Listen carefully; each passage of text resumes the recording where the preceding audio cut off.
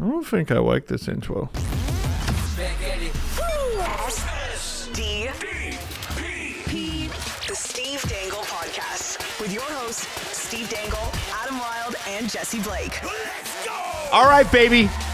We got a Leafs loss and a Leafs win to talk about, and the NHL is officially all the way back. I've seen so many deserve to win meters. It's just making me happy. We're in again. And the impact charts, which I got a good one for you. I got a good impact charts. I got a big impact chart for you. No. What? Fuck off with your impact chart. All right, there, Uncle Jesse. Impact this. Okay, there, Boomer. Boomer. Now, first things first. Okay? First things first. U2s with a YouTuber. You see? Steve Dangle.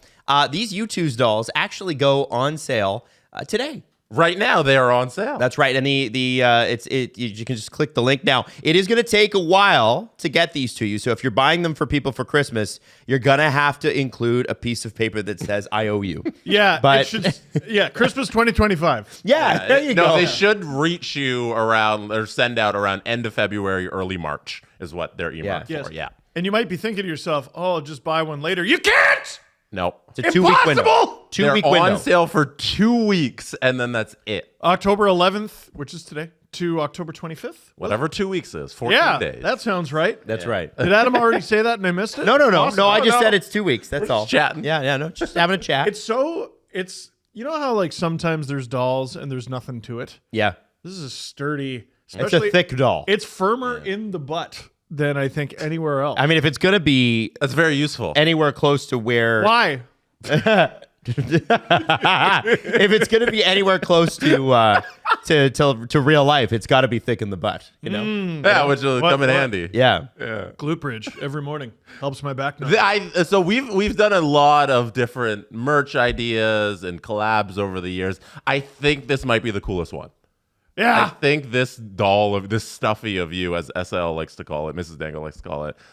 She's British. You don't have to listen to her. This stuffy might be the coolest thing we've ever had released. I love it. It's really cool. Very happy about this. This is very surreal. I cannot wait to show my children. And the reason I haven't brought this home to them yet, which I was encouraged to do, like, oh, you should bring this home and let Leo play with it. No, it would be dead. It would be destroyed and covered in yogurt and drool. And we have Oreos in our house. I couldn't bring this home if there's Oreos in our house. No, that's true. No. We need it for the set. Yeah. And also, you know what I love about this? Yeah. Because I actually got some messages from people like, you have freckles? It's like not freckles so much as moles. Straight up moles. And this doll has moles. And I've never really liked my moles, but this kind of makes me they're part of your features. What are you talking about? Oh, thank you, Mom. Yeah, no, they look very nice. Yeah. That's very nice. And Iggy there's hanging out. What's Iggy going to say when he sees himself as a doll? Okay. All right, let's move on. That's great stuff. Okay, so you can buy it in the link in the description. If you are an audio listener, the most you got out of that was Steve's bark. I did want to say a big shout out to everybody that came to our live show and Steve's book launch at Greta, which was an absolute smash. It was great, and I want to thank everybody. No, it was Greta. No, you're right. You see? On King West in downtown Toronto, listen, we've been looking for a downtown Toronto home for a while, and I think Greta is it. It's an arcade bar. It's amazing. If you weren't there, we will be back. Over 200 people were there, which is insane on a Wednesday night game. And I was like, man, I can't wait to hear what this bar feels and sounds like when the Leafs score, and we don't know what that's like. So the next time, hopefully, we'll get that chance. We've got some big things planned, and obviously, we're going to be moving around Southern Ontario all year, not just with Steve's book signing, but with expanding on some stuff that we did last year, which brings us to our next thing. We have an announcement, and the announcement is we are teaming up with the Oshawa Generals, Steve's former hometown team, because Steve's in Ajax. So they're still the hometown team. Yeah, they are. I'm just kidding. Durham Region's team. So the Oshawa Generals and us, and what's great about this one, and I love this, and I'm so excited about this, is where we get the Oshawa Generals' biggest rival. And Steve, who is the Oshawa Generals' biggest rival? The Peterborough Petes. The Petes. Can you imagine? Yes, and we like their alumni, Stephen Lorentz, for example. Mark out. Nick Robertson, for example. Huge pop. Yep. But, there will be no friends that night. It's Gens or bust. That's right. That's right. darn it. So, and I this time we're putting it up on the screen so you can see it. It is October 27th. Look, guys, I got the date right. Whoa! It's on the screen. October 27th, Oshawa, Peterborough. And what we're so thrilled about is they were like, we want you here for the death match.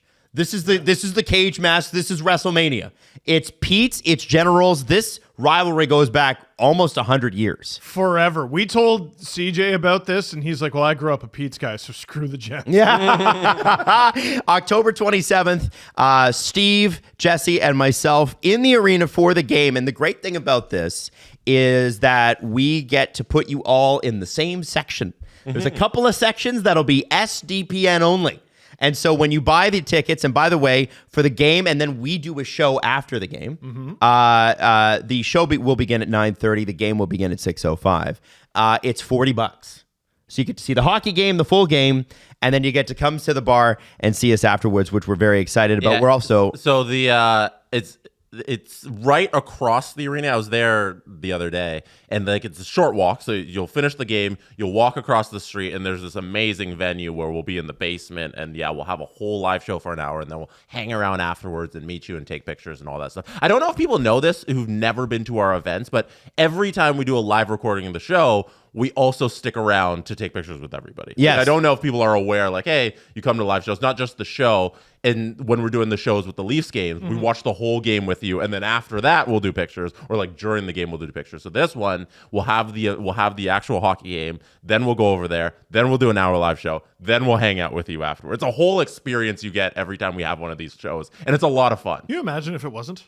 I Watch don't the know what people show, expect. leave, don't touch me. That's how concerts work, right? Yeah, it is. If you've It is never been true. to a live, Adam says this at the top of every show, but if you've never been to a live podcast recording, it's different. Yes. It's not a concert. We're not sitting there putting on the performance and then you just sit there and clap gently and when we're done and then we leave. No, it's a whole thing we do with you. We're all there together hanging out. That's right. That's right. It's supposed to be an experience. And so here's the great thing. There was an opportunity for a meet and greet with Leafs first round pick Ben Mother effing Danford. Gens captain. That's right. Between 10:30 p.m. and 11 p.m. So after the show's done, Ben Danford's coming over, and he's going to come hang out with us. Oh, that's sick. Which is so cool. So we're really, really excited about that, too. And I just think, okay, you can meet and greet with us, but Ben Danford, guys. Oh, yeah. So Dan Banford. Dan Banford. I love it. Who's his pair going to be when he reaches the Leafs? Well, Well, he shoots right, so Mo. Oh, obviously. There you go. Has to be Mo. Tanev is bad. Can you imagine? So it'll be Danford. Yo, can you imagine how mean a Tanev McCabe pairing would be, though? Anyway, we're very, very excited. Again, tickets are $40. You can get the links in the description. You can also check out the Oshawa Generals website, but it is Oshawa Generals, SDPN, teaming up for the very first time, and with any luck, not the last time. And this is part of what we want to do going forward, and you're going to see more announcements like this potentially near where you live. We're expanding the reach, and for anybody wondering, don't worry, we'll go back to the other areas too, but those announcements are to come. So very excited. Again, He October. refuses to do an event in Oakville or Mississauga. Yeah, yeah. not gonna I do will it. not cross I Yonge am Street. not going west of Yonge Street. You would not believe the places I have asked to go to. We just haven't confirmed it. I want to say too that there are people worried that you're not going to even go to the west end of Toronto. Well, he has. I mean, he's selling his book. Where He'll go. If the past dictates the future, the past says he won't do it. Yes. We've done a St. Catharines. I've So confirmed not what we're talking a about. London. So you just mean the saga continues. Yeah, that area. Just serve it with your presence. Well, they can ask Yeah. politely. Also, I'll get there. I will get there. at some point we should mention this, but I'll politely mention that Agent Provocateur will be doing a show in London later, in early 2025. What? That's all I'm going to say. A live A AP? live AP in London. How about that? So Oshawa Generals, Peterborough Pete's, SDPN. We're very excited to get going. So get your Jenny's jersey and get ready. And don't worry, Peterborough. We've got you later on as well. I'm teasing a bunch of stuff. Ooh. Teasing a bunch of stuff. We're going to be doing both. We play both sides of the fence here on this show. Yeah. Now we have a whole NHL sched to talk about. There are so many games. There are so many things. There are so many storylines. I'm gonna try to get to the major ones. The chances that I would be able to plan a show, fit it all into the time allotted, and get to every storyline, impossible. So it's totally possible during the preseason because nothing's happening. But right now, as of this week, there's been an explosion of news. We're going to try to get to everything, and I'm sure the comment section will let us know. Compliment section will let us know what we forgot. But we will start with the Leafs. A loss against Montreal, a win against New Jersey, and isn't that the summation of the Toronto Maple Leafs? Lose against the team that's not supposed to do well, win against the team that might finish first in its division. Well, and the one loss record. A record. Has to be an NHL record. Yes. 47 saves in a season debut shutout. It's got to be a record. And after that one loss, we have to have Steve Dangle melting down and saying that they're going to start 0-3. Because you were convinced after they lost to Montreal, they would lose the next two games. It had potential. All I'm saying. Not have potential. They lost one game. They did not have potential. There's a potential. They go 0-82. Like, what? I said 0-3. That's a little bit less than 82. Why was that your logic immediately after losing one game? I was simply saying, if this were to happen, okay. Devils, home opener. Sure. You expect them to do very well. Yeah. Leafs haven't lost against the Devils at home in New Jersey in years. Yes, good stat. I'm still going, though. Leafs second half of a back-to-back. Who's supposed to win? Rested team or tired team? Well, it's usually the rested team. Okay. But this isn't Mike Babcock. No. Devils, big acquisition to get Jake Markstrom. Yeah. He's a net against a goalie playing his first NHL game. Yeah. Decided disadvantage. It's not ideal for a high-flying, high-scoring team like the Devils for the Leafs at least, to play a rookie against them. I will grant you that. Yes. But have you considered that this rookie is 6'7"? He's so big. He's They have the enormous. biggest tandem in the league right now. Like, So, by a margin. You said they'd lose. They're gonna lose. I didn't say that. I said there was the potential for it to get late early. So they're magically gonna lose against New Jersey because you're all down in the dumps. And then how did that also jump to then they're gonna lose Saturday? Yeah. Like, what? Because it's the third game in 4 nights. I was just saying. That's it. It's the start of the year. What are they tired? I know. It wasn't rage baiting. I was just saying, okay, No, you lose I the don't first know. one. You lose the first one. The second one is harder to win than the first. It is. And then the third one's done. No, couldn't possibly win that. No. But now Don't even show up. They got the one win. Yeah, don't even go to the rink. They got the monkey off their back. They got the one win. Let's go. Everything's gonna be fine. Looks fine through 2 games, even though it's 1-1. They look great, and I'm happy about it. They do look great. And by the way, they looked great versus Montreal as well. And, They did. And we'll talk about why they didn't score against Montreal and what Montreal did and what New Jersey did and everything. But I want to start with this. I want to start with a feel-good story. And, what do we talk about when we talk about the Toronto Maple Leafs so often?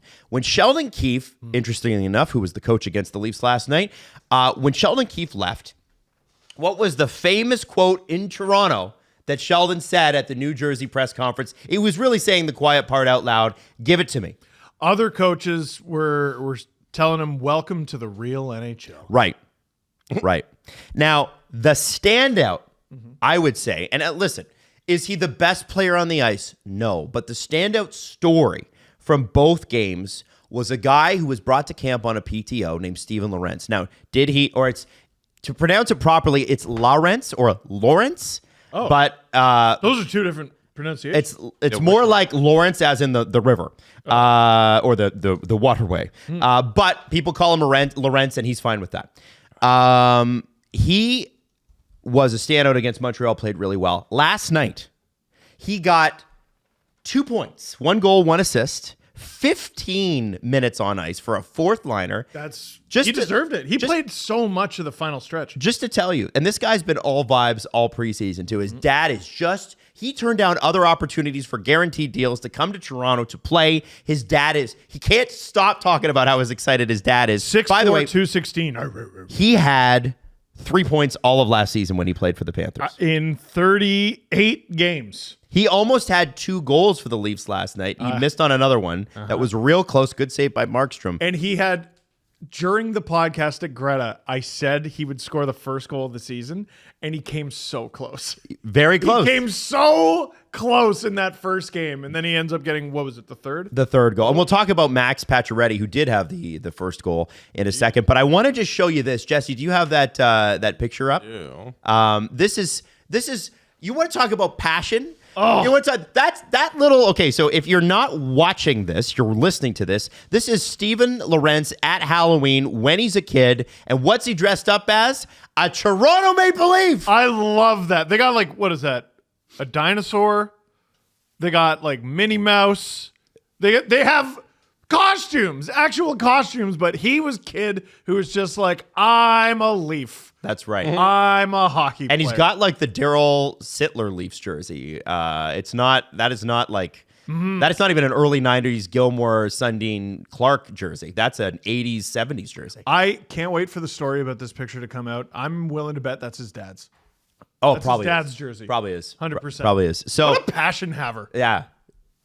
Passion scores are 10 out of 10 there. It's great. Oh. And when he did score, I thought it reminded me of Travis Dermott's first goal with the Leafs. Do you remember when he scored and the guys were like, ah! It's one of the best celebrations in recent memory. Absolutely. Lost his mind. And I think Steven Lorentz, maybe not with the same facial expressions. Travis Dermott's facial expressions were amazing. His eyes were going to pop out of his head. But the reaction from the team around him. Mm-hmm. And this is a guy who even the Toronto Maple Leafs posted him before the Montreal game saying, he said, it's game day, really excited.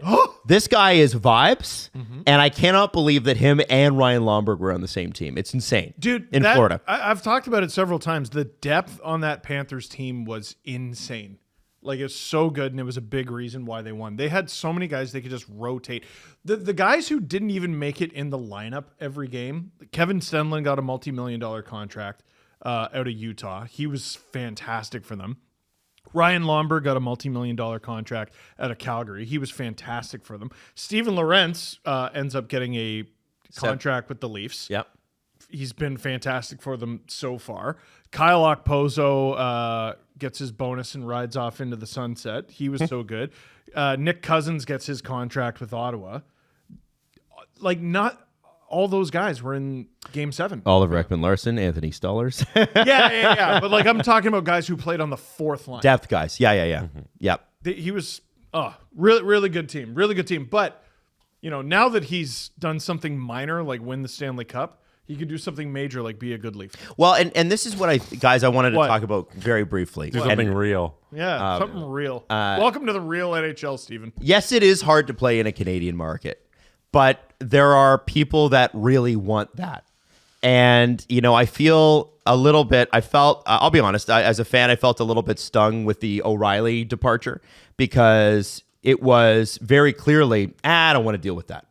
Even though he grew up a Leaf fan, and, Nashville had a good plan, better plan than we all thought. Let's be honest. The Leafs offered the same amount of money. Nashville's a tax-free state. I also understand that too. Sure. But this is a guy that's a guy that really doesn't like the media attention. That's fine. And Steven Lorentz coming in and not being Ryan, I'm not asking him to be Ryan O'Reilly. What I'm asking is that people have some joy playing here because it is pretty fun. There's a reason why Austin Matthews was like, yeah, I'll do 5. There's a reason why Nylander's like, yeah, I'll do 8. There's a reason why Mitch Marner, despite intense fan and media pressure and criticism, is like, I only want to be a Toronto Maple Leaf. It's because it's pretty good here. And I think I think that we need to, as Leaf fans, get back to that a little bit. This is a pretty fucking awesome place to play. And a guy like Steven Lorentz giving us that exuberance again. There's been a lot of years of disappointment and people being down on the team, and I understand that. I have been a part of that from time to time, and rightfully so. But I never forget what it is to be a fan. And what's cool is that neither do the players. He is what this fan base likes. They like a blue-collar player. They like a worker. Like, this is very anecdotal, but long before he scored 50 goals, everyone I spoke to, like I always have like these 2-minute conversations about the Leafs with people. Like they know what I do for a living, and they want to just ask at least something. And anecdotally, what's up with Hyman? Why didn't they keep Hyman? And I'm talking the summer he left. Like, so this is long before we knew he was going to be unreal. Yeah. This is like before, like, remember there was a very brief period where Hyman was come see, come saw with the Oilers, and Michael Bunting was going off for like a quarter of the price. And we're like, hey, this is working out okay. Quarter is like a tenth. He was making $800,000. Yeah, hey, this is doing okay. People were like, why didn't they keep Hyman? I loved Hyman. I loved that player because he was a Gronk. He was a workhorse. He did everything that you asked of him. He was a coach's dream, and they rewarded him by letting him walk for what has turned out to be one of the most sweetheart contracts in the NHL. I'm really glad too that they didn't get any draft compensation for that. I know. Well, and like in hindsight too, let's say that's what he topped out as. For the rest of his life, he's a 25 goal guy. 25 goal guy. On the power play, on the penalty kill, defensive responsibility, offensive capabilities, 5 and a bit, whatever he's making, 5.4, would have been perfectly reasonable. And he would have been a fan favorite here for the rest of his life, and they chose not to do that. To be honest with you, I was on the team of I don't know that they can afford that at the time, and I'll tell you why. I'll tell you why. Totally. I think at the time there were different things that the Leafs, the way they structured things, the way the ethos was, and hey, man, wrong. Well, it was also, don't forget the context at which they didn't sign it, which was 2021 when the cap was going to be was flat forever, and there was no vision that it was just going to spike in the next couple of years. We didn't have that foresight at the time. Also, most fans don't care about that. Yeah, that's true. They don't care about that. They're just like, I really like this player. I like his game. Why isn't he still here? Yeah, the management's making decisions based on everything that goes into it. Yeah. Salary cap, the player, their performance, their underlying numbers. The fan perspective, who doesn't give a shit about any of that, just watches the game. They're like, I want Hyman on this team. Just do it. You know, they don't care about any of that stuff. So I understand that totally. People being like, why didn't you just bring back Hyman? Yeah. But there's things that went into it at the time. Yeah, every coach brings a theme when they first get there. And with Keefe, it was the Leafs unleashed. Let it fly. Let it fly, boys. Like Babcock kept being like, you can't do this, you can't do that. I'm not going to put these guys with it. And Keefe goes, let it fly, let it rip. And it did lead to some positive changes. You know, not necessarily right away, and COVID kind of screwed it up and everything. Berube's work, skate, dig in, and work. And Lorentz embodies that as good as anyone on this roster. Now, have loved watching him play. You love a guy that hustles. Let's talk about a guy that really made a big difference. Game 1, and I'm gonna talk about a position that really made a difference. Okay. Game 1, gentlemen. You know, I know that they lost the game, and we could talk about why in a second. But Anthony Stolarz, when he had to be, was spectacular. 1 goal against, power play goal, perfectly executed play by the Habs. And a great goal scorer with Cole Caulfield. Gave you a chance to win. Like more than a chance to win. More than an adequate effort. This guy's a great goalie. Great goalie, I have no doubts. When we talk about the Montreal game, Jesse and Steve, you know, I think, Steve, you kind of mentioned it in the LFR at Greta downstairs, which, by the way, the live LFRs, I know they make you nervous, but I love them. I don't remember a word I said. It was great. It was a great one taker. I really enjoyed it, and being there in the crowd for it was lots of fun. One thing that I think you mentioned that I think we need to expand on And it's somebody, I was actually talking to somebody who coaches the other day, and they said the exact same thing you did, which was, okay, yeah, they had 45, 46, 47 shots. And Montembeault set a record, and that, nothing should take away from that. But what kind of shots were they, guys? Oh, just a muffin factory. It was a lot of putting it in the chest to get a face off. A lot from the back end, which are low percentage shots, but it's okay. Like Drew put it great because Drew brings, as a fan of a Western Conference team in an Eastern Conference market, it's always great to get that perspective. And he's like, that's Western Conference hockey. You fire Shots it, from the point. fire it from the back end and go get the rebound. Where was the rebound?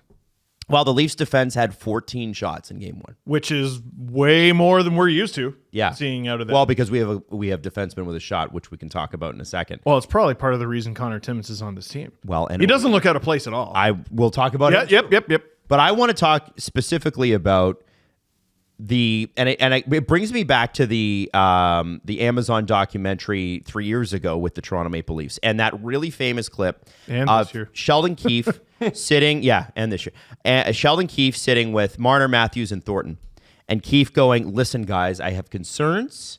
We're not scoring goals the right way." And Joe Thornton, playoff style goals. yeah, right. And I'm paraphrasing here. And Joe Thornton looking at him and going, "Can you lay off? We're in first place." And I think ultimately, for me, that sort of sums up what became a problem in the Keefe era about as far as scoring in the playoffs. And the person I was talking to, who's a really, really good coach, said, "Listen, the Leafs can score outstanding, amazing highlight reel goals, but it makes it predictable because they're not going to do the other one." Yes. You need to be able to score. Pasternak, for instance, can score outstanding, amazing highlight reel goals. He also gets garbage goals. Yep. And the Leafs used to have two guys that scored a bunch of garbage goals and tip-in goals, Van Riemsdyk and Hyman. Yep. And those were different eras, and unfortunately, Hyman wasn't scoring a lot of goals when Van Riemsdyk was here, but Van Riemsdyk was always in front of the net, tipping things in. And what we saw on Wednesday night's game against Montreal was a bunch of shots from the defense that were going. They weren't off the shins. They were making their way through, and nobody really there to collect the garbage. It was the Bruins series. That's what they did the whole series. The whole series. Are you saying the Leafs made Swayman some money? Yeah. Are you kidding me? Well, and Boston's defense. They played really well, and it's like they invited the Leafs. All right, come to the slot. Right. See what happens.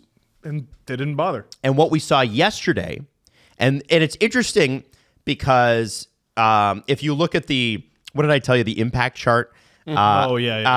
The three guys that had the least impact. Everyone was positive. Yeah. Like wildly positive. And then Marner, Matthews, Nylander with the least. No, Nyes. Oh, sorry, Nyes, line. Marner, Matthews with the least effect. And Nyes had a good game. We'll talk about all that. I thought he had a great game. But I think part of that is it's game two. Part of it is it's the Nico Hischier effect. He's a very good matchup against them. Yeah, you're not going to dominate all four lines of the Devils. And I would say that what I saw last night, especially from the fourth and the third lines, were guys going to the net. You look at Pacioretty's goal, you look at Lorentz's goal and his almost other goal. You look at Lorentz's almost goal against Montreal. I have a question for you, Adam. Please. Because earlier in the game, you're like, I don't know about this Pontus Holmberg third line center thing. Because I like his wingers a lot. Yes. Did your perception change throughout the game? Yes. Yeah, because did. I got that, and I was like, you know what? Yeah, I kind of understand, and I don't know if it's going to be like that when the playoffs begin. Obviously, it's October, yada, yada. The more the game went on, I'm like, this guy doesn't look out of place at all. He doesn't. He looks really good, and he's a worker. Like, when we talk about Steven Lorentz and the bang and the crash, I think people think we're catering to a certain type of player. Holmberg's not that at all, and I think Craig Berube is going to fall in love with that player. I really do. He works so hard. Jesse, specifically on that track with these guys, we saw Ryan Reeves in the first game, and you had to have him in because of the Arbor Jackeye stuff. Then yesterday, we see Bobby McMahon in. And Bobby McMahon lost his spot. What did you see from Bobby McMahon that you're like, okay, he might just get this back? No, there's nothing they should do at all with the bottom two lines. Like, I think those were the fourth line in particular was the best line I think all game last night. Spectacular it was line. awesome to see. And The David Kampf trade rumors, hard stop. Camp had a Hard great stop. game, and I think like that's what you've been asking out of this group for a while, because so much is locked up in the top lines in the core that it's hard to get the scoring and the play out of the bottom two lines. And last night was exactly what you want to see out of a Leafs team, where it's the first two lines are not clicking, they're not going well right now, and They got a goal. They got a, yeah, the Tavares goal was all Domi. Like Mike man, Johnson, what a who's pass. slowly becoming the best broadcaster on air in Canada right now. Like, he's doing a fantastic job. He outlined the fantastic play by Domi to come from the weak side, because you can slip away when you're on the weak side as a winger and come to the strong side, get the puck, and feed it up to Tavares. It was beautiful stuff. Connor Timmins took that pick penalty without a stick, and Johnson held a vendetta for the rest of the game. Yeah. He's like, let him bump into you. When they highlighted Yes. Mitch Marner trying to get it before they come in offside. And it worked. It worked, but they were offside, and he's like, oh, he did it. I got that. I got that. Like, the excitement he has while broadcasting a hockey game, you can genuinely tell he's into it. God, he And- wishes he was still playing. Yeah. Also, 50? How is he 50? He's 50. Oh my God, there's no way. I Some know. people are They're just lying. gifted. Yeah, they're lying. 50 He's not- years he's not old. 50. Shut the hell up. No, you're not. But with those bottom two lines, you don't mess with that. You don't change that at all until they tell you that they don't have it anymore. Because right now it's really, well, after one game, well, 2 games, it's really clicking. So and it's good. New Jersey dominated Buffalo, and I think that's the key. By the way, you want to see an 0-3 team? Oy. The Sabres. Whoa, baby. Yeah, they stink. Holy shit. Now, it's the first few games, and it's always an overreaction before you even get to game 10, but who cares? That's what we're here for. Oilers lost 6-0. Yeah, exactly. That game was crazy. We'll talk Yeah. about it. But I want to say that when I look at the bottom few lines, what is a test is that this Devils team did play 2 games. They're already into their season, and they looked awesome against Buffalo. It wasn't like Buffalo was ever in any of those games, and they looked awesome. Top to bottom, they looked tougher with Brendan Dillon on the back end. Dougie Hamilton looks like he's coming back. Jake Markstrom looked really strong. Again, I know it's Buffalo, and I know JJ Peterka was out, and I get all that, but my point is... Why was he out? Brendan Dillon. Brandon Dillon. Yeah. So, but I also want to say that I think I look at this, I look at those 2 lines against the New Jersey Devils. That's a real test. You know, I made fun of you a little bit earlier, like, yeah, it's their home opener, and I'm like, Toronto's beat them every time for the last few years at home. I get it, but the reality was, the core 4 guys, and I know some of them are taking heat online today. It's like, stop it. Not they won, every man. game can they score. And the problem was, and we said this many, many times last year, is when they weren't, the Leafs could not win. What we saw last night was 3 goals from the bottom 2 lines. In exactly, like, forget who they're from. Goals are going to go in. Goals happen sometimes. Bobby McMahon's goal should not go in. Markstrom should have that. Markstrom, to me, is one of the most mystifying goalies in the league, because he has 2 modes, Vezina candidate and replacement level. And the Bobby McMahon goal should not have gone in. Right. The Lorentz goal, it's a nice backhand. I don't really know if that one should go in. You'd like a save on at least one of those 2. Mm-hmm. What was going on during all 3 goals? Pacioretty, chaos in front. Second goal with McMahon, chaos in front. Mm-hmm. Third goal with Lorentz, what's happening? Chaos in front. You even saw Listen to your coach. You saw Matthews creating chaos with Kovacevic. Yeah. Right? And I forgot about that. Even though play. that Yeah, didn't go in, I saw Matthews throw a pretty big hit against Montreal to start off the game. Yep. Behind the net. And he's not a huge hitter. I saw Tavares when he hits, it's like I just don't want to hurt you too much, but I am going to hit you. Hey, nothing personal. Yeah, exactly. Yeah. But there is shit going on in front of the net now. Yes. At least with those 2 lines. Dude, listen to your coach. Listen to your coach. Listen to your coach. Listen to your damn coach.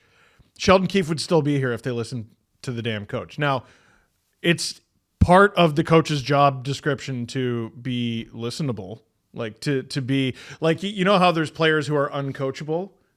Maybe you just can't.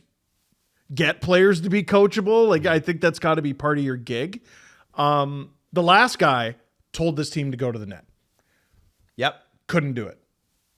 And we know that. So if Berube has success doing it, I don't want there to be revisionist history with Keefe, like, oh yeah, they were playing Keefe hockey and I hated that style. He told them to do something, they wouldn't do it. Can I for just say, several years? We know that now. And I know we're 2 games in, so take grain of salt. A week from now, this could change. But guys, I brought up Matthews for a reason. What's Matthews wearing this year on his shoulder? See, and what's he doing? Playing hockey. Playing hockey, but he's committing to by doing what he did with Kovacevic and also I couldn't tell which direction you were going. And also throwing some hits against Montreal, whatever. And he did hit some posts like that. The Leaf Montreal game could have been 4-1 Leafs. Like if it wasn't for the posts and all that. Ifs and buts, I get it. Yeah. My point is, if Matthews commits to this, nobody else has an excuse to not. And I think, and it's like I look at it's not. This is not a hit out against John Tavares at all. But it seems like Austin's like, okay, I'm going to do this too. And if you get guys going like that, it was sort of like what we saw last year when Ryan Reeves came in, and I specifically remember the Minnesota game where 2 or 3 games in, and he's pummeling guys. He destroyed someone, and then he fought Foligno. And you saw 2 guys in Bertuzzi and Domi who have an edge to their game. Yeah, play with more of an edge because of that. Holy shit! And they struggled early. Matthew Nyes. So let's talk about that penalty kill where he ran through. It was Dougie Hamilton. Dougie Hamilton, who's huge. Like the definition of trucked. Like just drove right through. Hamilton's gonna feel that today. Like just the whiplash from when he hit the ice. Clean hit, perfectly fine hit, reverse hit. Like. He had the puck. When he hit him, he ran him over, steals the puck off of, I don't remember who the other Devils player was at the other blue line, and then he gets a clear shot on goal on Markstrom. If that goes in, there wouldn't be a Nyes jersey on the shelves today. There wouldn't be. It was absolutely unbelievable. That line, Matthews, Marner, Nyes, I know they didn't have the best game. I don't think they played poorly. It's like if I had one piece of feedback from the first 2 games, and a lot of people are going to roll their eyes, and every time I've said this over the years, I've been right. Mitch, shoot it. They know you're passing. I don't think that there's anybody that's going to. Yeah.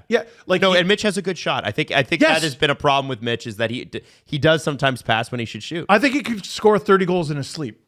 Oh yeah. And there was a wraparound there that he could have had, but like he's so pass first that he didn't have the time to be like, oh, I can just tuck it right here. I thought it was most evident during the 6-on-5 at the end of the Montreal game when I think they mustered 1 shot on goal. He's not shooting. In about like 90 seconds where they're completely dominating Montreal and just cycling the puck around the net, all they kept doing was moving the puck in a circle around and never just throwing the puck on the net. And then they did a couple times and things kind of happened. And is that dominating when you're cycling? Like you have possession. Right. But is it truly dominant? Because the team is perfectly fine in a 6-on-5 to let you have possession as long as you're not shooting. That's what the Bruins did, right? The whole series. So go ahead. So Jesse, when you see that, so that is going to be... And Max Domi, to an extent, does this too. Max and Mitch are the best passers on this team. Well, the difference is I don't want Max to shoot it. That's the difference. I'd rather Mitch shoot it. Mitch has an unbelievable shot. If you see this, and they call it north-south. You're hearing a lot of north-south hockey. Sure. Guys, how long do you think, and I don't think it's going to be long before Mitch goes, okay, you know what? I'm just going to fucking shoot it. I'm just going to rip this. That happened. It was a few seasons ago. I can't remember when it was. He was in kind of a goal slump. And I tweeted, I'm like, God, I wish he would just shoot it. That's all he's got to do. He has a good shot. You can see every time he shoots it, it's a good shot. Just shoot it. And then I think he had 2 goals that night. Get ready for Puck Drop at BetMGM, official sports betting partner of the National Hockey League. Jesse, you just dropped a pen. Like I dropped the puck. Oh, I was dropping the puck, the pen. That's not where I thought you were going. No, I did it. From game-winning goals to spectacular saves, BetMGM gives you the chance to take those highlight reel NHL plays to a whole new level. BetMGM has something for every hockey fan. And by the way, we mentioned them in all of our season previews. The overs and the unders. I hope you got your overs in on that. I know Steve certainly did. All of them were over. Just a couple. Listen, download the app today and find out why BetMGM is not only the official sports betting partner of the NHL in Canada, they're also the king of sportsbooks. BetMGM.com for terms and conditions. Must be 19 years of age or older to wager. Ontario only. Please play responsibly. If you have any questions or concerns about your gambling or someone close to you, please contact Connects Ontario at 1-866-531-2600 to speak to an advisor free of charge. BetMGM operates pursuant to an operating agreement with iGaming Ontario. First goal, let's go! Well done. Never in doubt. Well done. Now, let's talk about a little bit about, if there are always going to be areas of concern. And a major area of concern last year was special teams, both sides of it. Yeah. And I'll start with the power play, guys. And I'm going to, Jesse, I want to go to you on this one. Mm-hmm. We have the same lineup on power play 1 as we've had for 3-4 years. Mm-hmm. Not really a lot of personnel change. 3-4 assistant coaches managing that power play. What did you see in that unit? Split it up. Like we've done this a million times. All of these good teams in the NHL are going to a new thing where they don't just load up the one power play unit, unless you're Tampa, where you can just be Kucherov power play Or merchants. Colorado.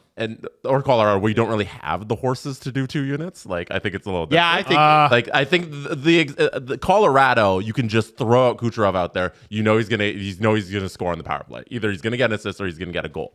Toronto doesn't work like that. They struggle with loading up. So the best thing to do is to just try something different, and they refuse to do it time and time again. And we see other teams who, like, if the second unit comes out and they're also dangerous because they have somebody on there, like, why not give somebody in this top unit their own second unit? The second unit isn't the second power play unit. It's the don't screw up the line change unit. Yeah. The first unit gets off the ice. Make sure you don't screw that up. All right, what do we got? 35 seconds? Okay. So we're not going to be able to do anything. So when we're getting off the ice, we just need to make sure we don't screw that up to bring out the defensive guys. Okay, great. Yeah. You're not dangerous. Like, no, you're not a threat. I understand, like, the philosophy of you have everybody out there, so then when the second unit comes on, you're not handcuffed and you have to throw out your fourth line because everybody's out and those are the only guys you have left. So you bring the big guns back on the bench. They get a little bit of rest. You can do whatever line combination you want coming back out. And Justin Bourne talked a little about that when he talked about the William Nylander at center thing. He wrote an article on that. I don't know if we're getting that if you have there, but I'd like to just talk 2 seconds about that. Take it, go. But the power play thing, you can sacrifice your line change after the power play, whether you get the goal or not, because it'll generate goals. You're sacrificing the opportunity to have more bodies available, the big guns available, in the hopes that it generates more goals in the meantime. Isn't it better if you don't have access to Austin and Mitch because they scored? Like,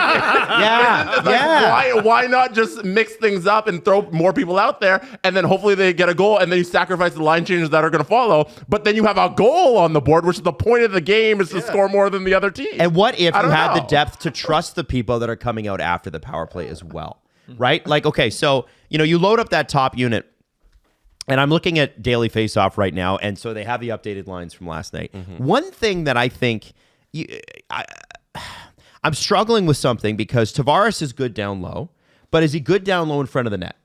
And I think so. A lot of tip in goals and that sort of thing. So I don't think you take him off that. William Nylander could finish. Austin Matthews is the best finisher in the league at the moment. Mitch Marner is one of the best passers the Leafs have ever had. Yes. I look at, and I mentioned this last year with Klingberg, who was not the guy. Mm-hmm. I look at Morgan Riley, who is a points phenomena. I'm not taking away from Morgan's game. But one thing the Leafs do not have on the first power play unit, if you're going to make a switch, to me it's Morgan Riley, because how many times have we seen Oliver Ekman-Larsson already rip it? I like that player, man. For one of the first 2 games of the year, and I've been on this guy because I loved him in Florida too. Mm-hmm. Didn't love the Vancouver thing, but I think that was more contract and the team sucked. I think he would have told you that. Oliver Ekman-Larsson to me makes a lot of sense on the first power play unit. If you're gonna give it a look, if you must keep all these guys together, and you don't have to. Mm-hmm. I thought Domi and Matthews were amazing together last year. I don't know why they haven't gone back to it yet, even in preseason. You mean but 5-on-5? They were great 5-on-5. Yeah. I mean, try them on power play together. But Oliver Ekman-Larsson seems like the easiest. Let's try that first guy, because he has run top power play units for bad teams. Imagine what he could do for a good team. I guess I just don't. We did talk about this a couple shows ago. I guess if you put Domi first line right wing, I just don't know what you do with the second line then. So like, Mitch isn't playing the left. He's never done that with the Leafs. Nylander's done it a bit. Do you do Nylander in the middle, Tavares on the left, and Nye stays with Matthews? Does Nye? I don't see why if you can have Matthews win the faceoff. I know you want to set Matthews up for a one-timer off the faceoff, so that might play into this. Are you talking about the power play or 5-on-5? Power play. I'm talking about power play. Okay. That's why I'm saying put Oliver Ekman-Larsson in for Morgan Rielly on the first power play unit. Try totally. that first. If you got to make one change, that's the one. And then I look at, if you want to make another change, a guy I would sincerely look at is Max Domi. I think he and Matthews have something. And can you convince Max to get in front of the net and get nasty, pull Tavares onto the second power play unit, and then you still got Marner, Matthews, Nylander on one unit. Or even like, here's how low the bar is. Start the second unit. Well, and so there were people getting upset about the fact that the Leafs did play the second unit a lot more than they have in the past. They were getting upset about that? Yeah, and I did you see the first unit? Well, Right. because if you look at the terrible. aggregate of what the Leafs power play unit has done over the last few years, over the course of a season, there's no doubt that they're one of the best power play units in the league. However, guys, let's look at it from mid-February to the end of whatever game they end in the playoffs. Yeah, it annual gaslighting. Right. The power play gaslights us every year. Oh, maybe this is the... And they die. Well, because they also don't make any adjustments. The trade deadline happens and they lose all their powers. It's because it's something that's highly defensible. You can figure out what they're going to do. And so I think power plays, especially with the Leafs, have been far too much the same. Maybe they didn't feel like they had the horses on the second unit. I think they do now. I think there should be some fluidity with this. I agree. Remember we talked to Keith Acton in the spring when we were at Boston Pizza Stouffville. Yes. And Keith was former assistant captain with the Leafs, and he said you need to know about 20 games out from the playoffs what your lineup's going to be. So and I get that's that. such a good number that he threw out. It's a quarter of the season. Yep, but that's when they die. Right. That's when they disappear. So I think now let's shake it up a little bit and see what happens. Like, did Wouldn't it be great anybody to have several options? Did anybody predict last year that we were going to see Bertuzzi, Domi, Matthews? No. And yet, No. they were the top line going into the playoffs. Yep. And they were spectacular. And so why can't we try these things out? And I think they will. There's how many games? So many games. There's 81. 82. There's 80 of more? them. You got plenty of time to experiment. I also want to look at a guy like Matthew Nyes. And it's going to come down to him earning it. But you saw what he did to Dougie Hamilton last night. What a barbarian. Does he not fit somewhere on the first unit as a big, scary body in front of the net? Yep. Or a guy digging in the corners? Just try it. Just try it. Like, oh, he had 35 points last year. I still remember when people looked at me sideways. I'm like, why not try Hyman on the Leafs power play? There was a time where that was a dumb idea. Yes. There literally was a time where it was barely a justifiable plan. Yes. And then, oh, he's starting to score. Okay, yeah, he's doing all right. And now he's one of the best goal scorers in the league. Another guy who might get a look on the power play over the course of this season, and this will come down to injuries and stuff, but Connor Timmins. Kevin Papetti tweeted this, and I thought you guys would find this interesting. And I'll be straight up. I said this on Wednesday. I'll say it now. I wrote Connor Timmins off right away. I was like, no way, he's gone. I wrote him off before July. And he's looked not out of place. Nope. So he said it's kind of funny how Connor Timmins has quietly put up 24 points in 51 games as a Leaf. That is a 39-point pace. For reference, Matthew Nyes had 35 and 80. Yeah, but that wasn't the knock. That wasn't the knock. He said never in a million years would I guess that Timmins had more points per game than Nyes. Yeah. And it's an interesting fact. Connor Timmins, though, the problem with him before has he's been one-dimensional. Yes. You're an OFD, offensive defenseman on the third pair. A third pair offensive defenseman is a justifiable thing to have in the regular season. Playoffs arrive, take care. We got no use for you. We don't have use. I don't think you have a use for defensive liabilities No, you don't. in the playoffs, especially deeper in them. Yeah. There's no. What are we doing? We got to plan around you, because have you ever heard the Pat Beverly story about Kawhi Leonard? Pat Beverly was on a podcast talking about playing with Kawhi Leonard, and their coach, sent some player out there, and Kawhi's like, why isn't this guy out there? Oh, well, we want to get this matchup. We don't like that defensive matchup or whatever. And apparently Kawhi said, so why is he in the game? Like, it's true. It's true. If we can't trust you out there, what are you in the game for? Yeah. Why is he in the game? And like Timmins' offensive gifts make it so that if you don't have to plan around him like that, you gladly have him in your lineup. But that's just not how we. So have we seen more from him?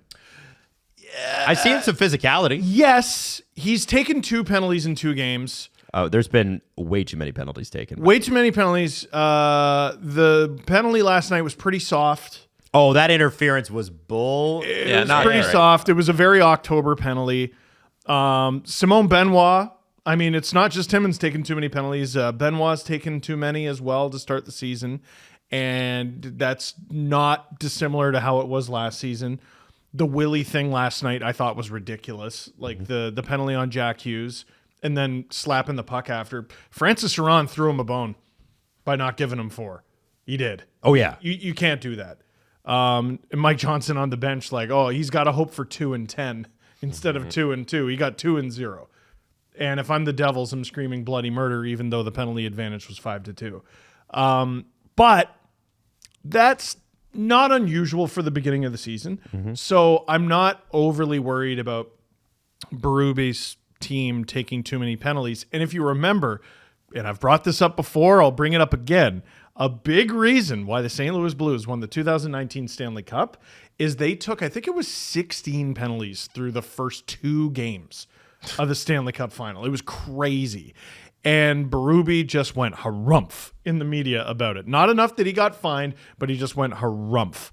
And the whistles disappeared, evaporated, disintegrated, were nowhere to be found for games 3 through 7. They died. They were gone.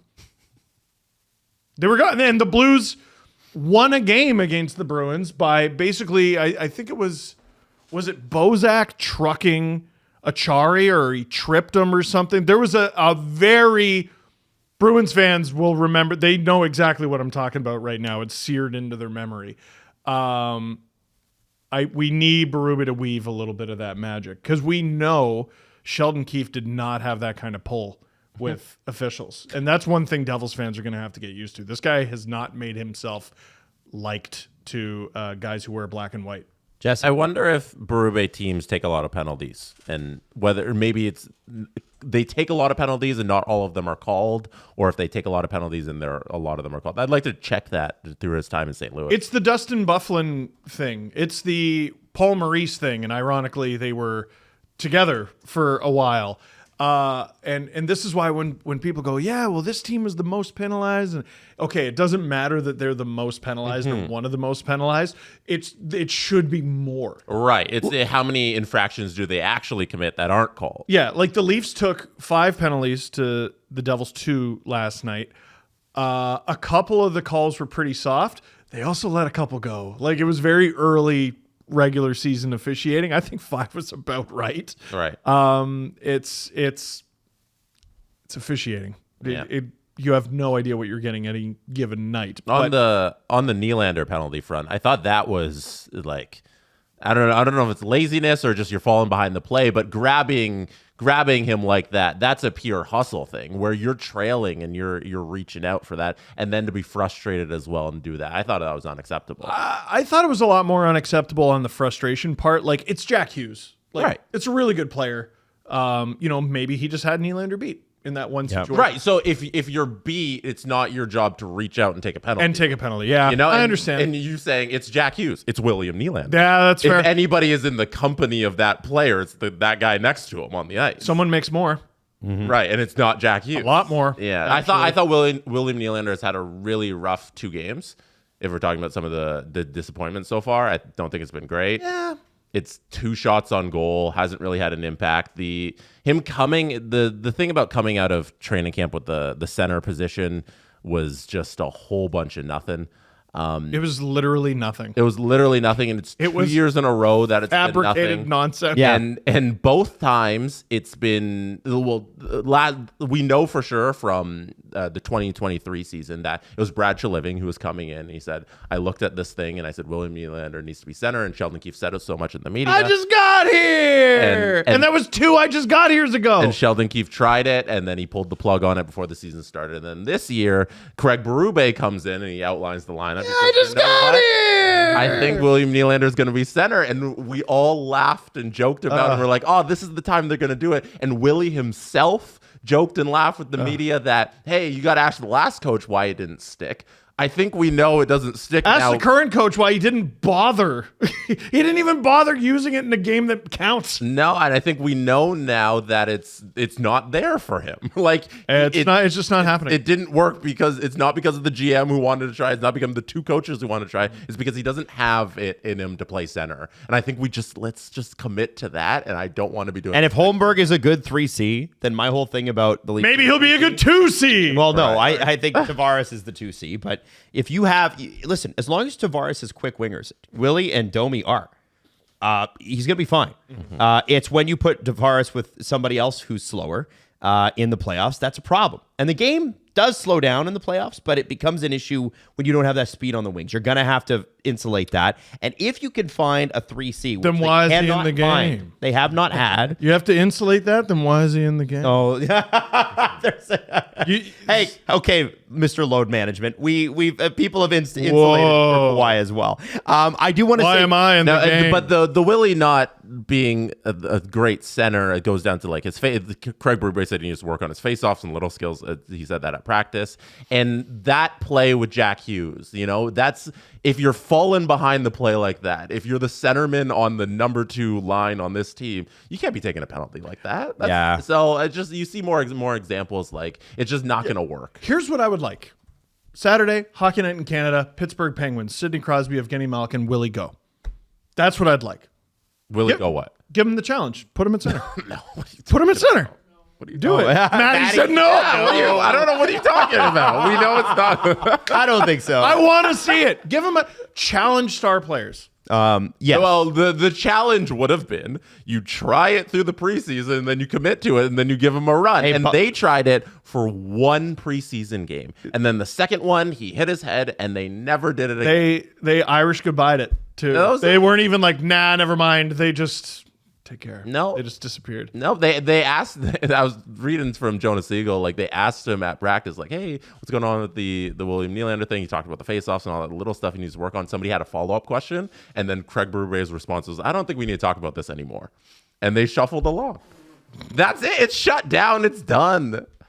It's don't come to me again next year with this nonsense. I laughed at it 3 weeks ago when I was like, do you remember the quotes from last year when you said you were committed to it? Yeah. And then where are we right now? And I said I'd give it to Wednesday for when a game happened to see if they'd shuffle and he'd get some time there. And none of that's happened. Okay. So that's just what I want to say. All very valid. All very valid. Yeah. We're let's do a compliment sandwich. Yes. We started with the bottom 6. And then you have smelly dog farts, right? Which is PP and PK. Okay, 6 opportunities, 0 goals. Yeah, smelly dog farts. Dennis Hildeby, first NHL game, first NHL win, looked really good. Oh, yeah. We really like that. When did Iggy get here? The Hildebeest. No, that's... No. He does this thing where he goes like really high. Nice. And it just reverberates through the whole house, and I'm like, I was sleeping. Anyway, Hildeby, really, really good.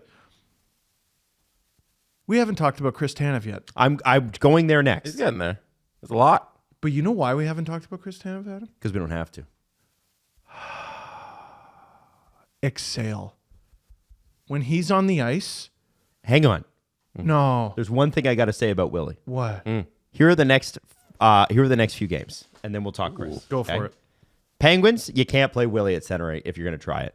You can't do it against the Kings. You can't do it against the Rangers. You definitely can't do it against the Lightning. The earliest I think they could try Willie at center in the regular season is against the Blue Jackets on the 22nd of October. Adam, you know where you learn to swim? The water. Get in there. You want to try it in shallow water first, though. The preseason? Nah, we don't have any. We don't have any. Okay, all right. It's too far down the line. You know why there's a hole at 3C? What? Because you got a guy like Chris Tanev. You know, the That's money's right. got to be allocated somewhere. You want Chris Tanev. The team's built in a situation where you can't have everything. So you get a defenseman like that. You can't really fill the 3C through free agency. But we have Chris Tanev, who has been awesome. Chris Tanev is when your parents pick you up out of your car seat because you fell asleep on a drive. Mm-hmm. Chris Tanev is No one in a car seat's listening to this. the last time yes, but they remember what it was like, Jesse. Chris Tanev is being carried up the stairs. Chris Tanev is here. This is an adult experience as well. You It's just the people in the car seat might be listening, but I highly doubt they understand your words. Some of us have done the picking up part. Yeah, that'd be better if you came from that perspective, Yeah. so that people can peace relate. and the tranquility that your kid has while they're still asleep, but they put their arms around yes. you and, the security. And they put their head in your shoulder there, and you're like, oh my God. But what about when you're kids. really tired Yeah. and you get into bed and it's nice and it's cool and you get under the sheets? Now, and- whose perspective are we going I'm from again? stealing this. No, I'm alternating perspective for fuck's sake. All right. No, good. This is you get into bed All right, after Tarantino. a long day. And there's no feet in this story, Jesse. You get into bed after a long day, and I'm stealing it from the basement yard, and I don't care. And you just go, ooh, Yeah. that feeling, and then you get one of those stretches where your legs kind of like vibrate. That's having Chris Tanev on the ice. Do you remember Where when- have you been all my life? Do you remember when Tarantino had a foot fetish? And so he made a scene where he got to lick feet? So we got to drink off of Selma Hayek's feet. Weird. Yeah. Oh, dude. Yeah. Hey, Flow Buds, Joey Ferg. I was trying to say something so wholesome, and you brought it there. You went a lot of ways. And we're not even talking about Monday Night Stream yet. I mean, come on. River Nation makes its return. Joey Ferg, who writes who does some of the best Leafs t-shirts out there. Merch. Great Leafs merch.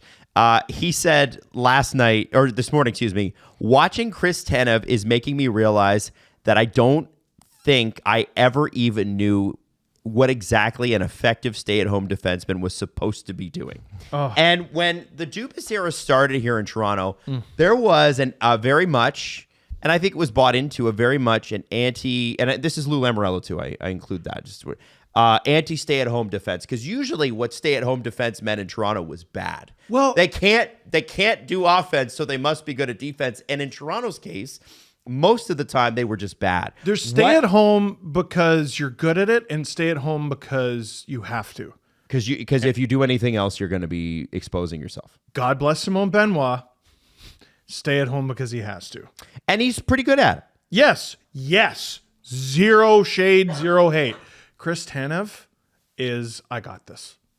And so there's something I want you to check out. Peter Holland, who's a former Leaf center, and tried to make the Colorado Avalanche last year in a great comeback and played with the Eagles and that sort of thing. He had a video much like what Frank Corrado does online, and he was talking about it's just something boring. Defensive zone exits. That's all he. And he was talking about, and you know who else does this really well is Oliver Ekman-Larsson. And he was, but in specifically Chris Tanev, he shoulder checks. This is a Montreal game. He shoulder checks a couple of times and notices that Montreal are going to plug the left board and the right board. So what's he do?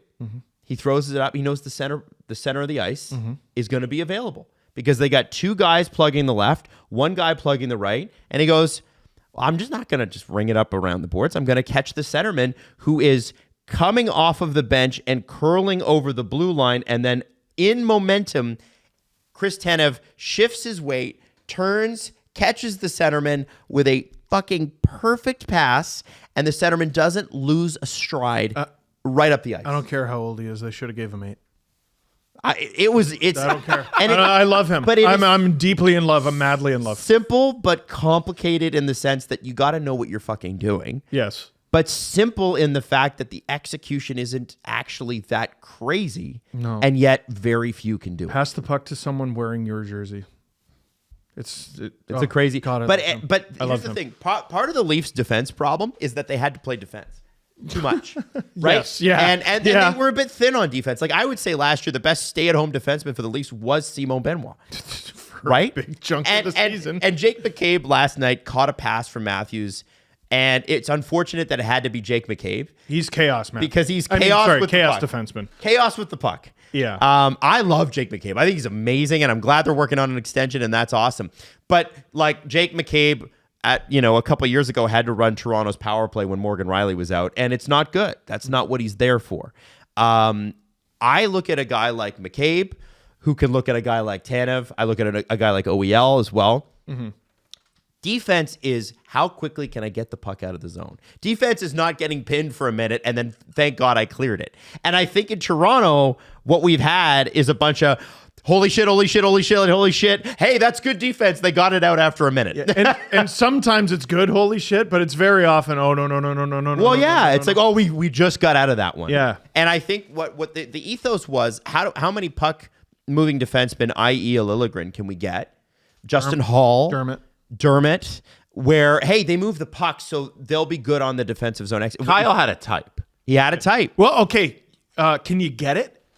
Part of hockey's getting the puck. And so there was something that Peter Holland brought up too, and he talked specifically about Josh Anderson.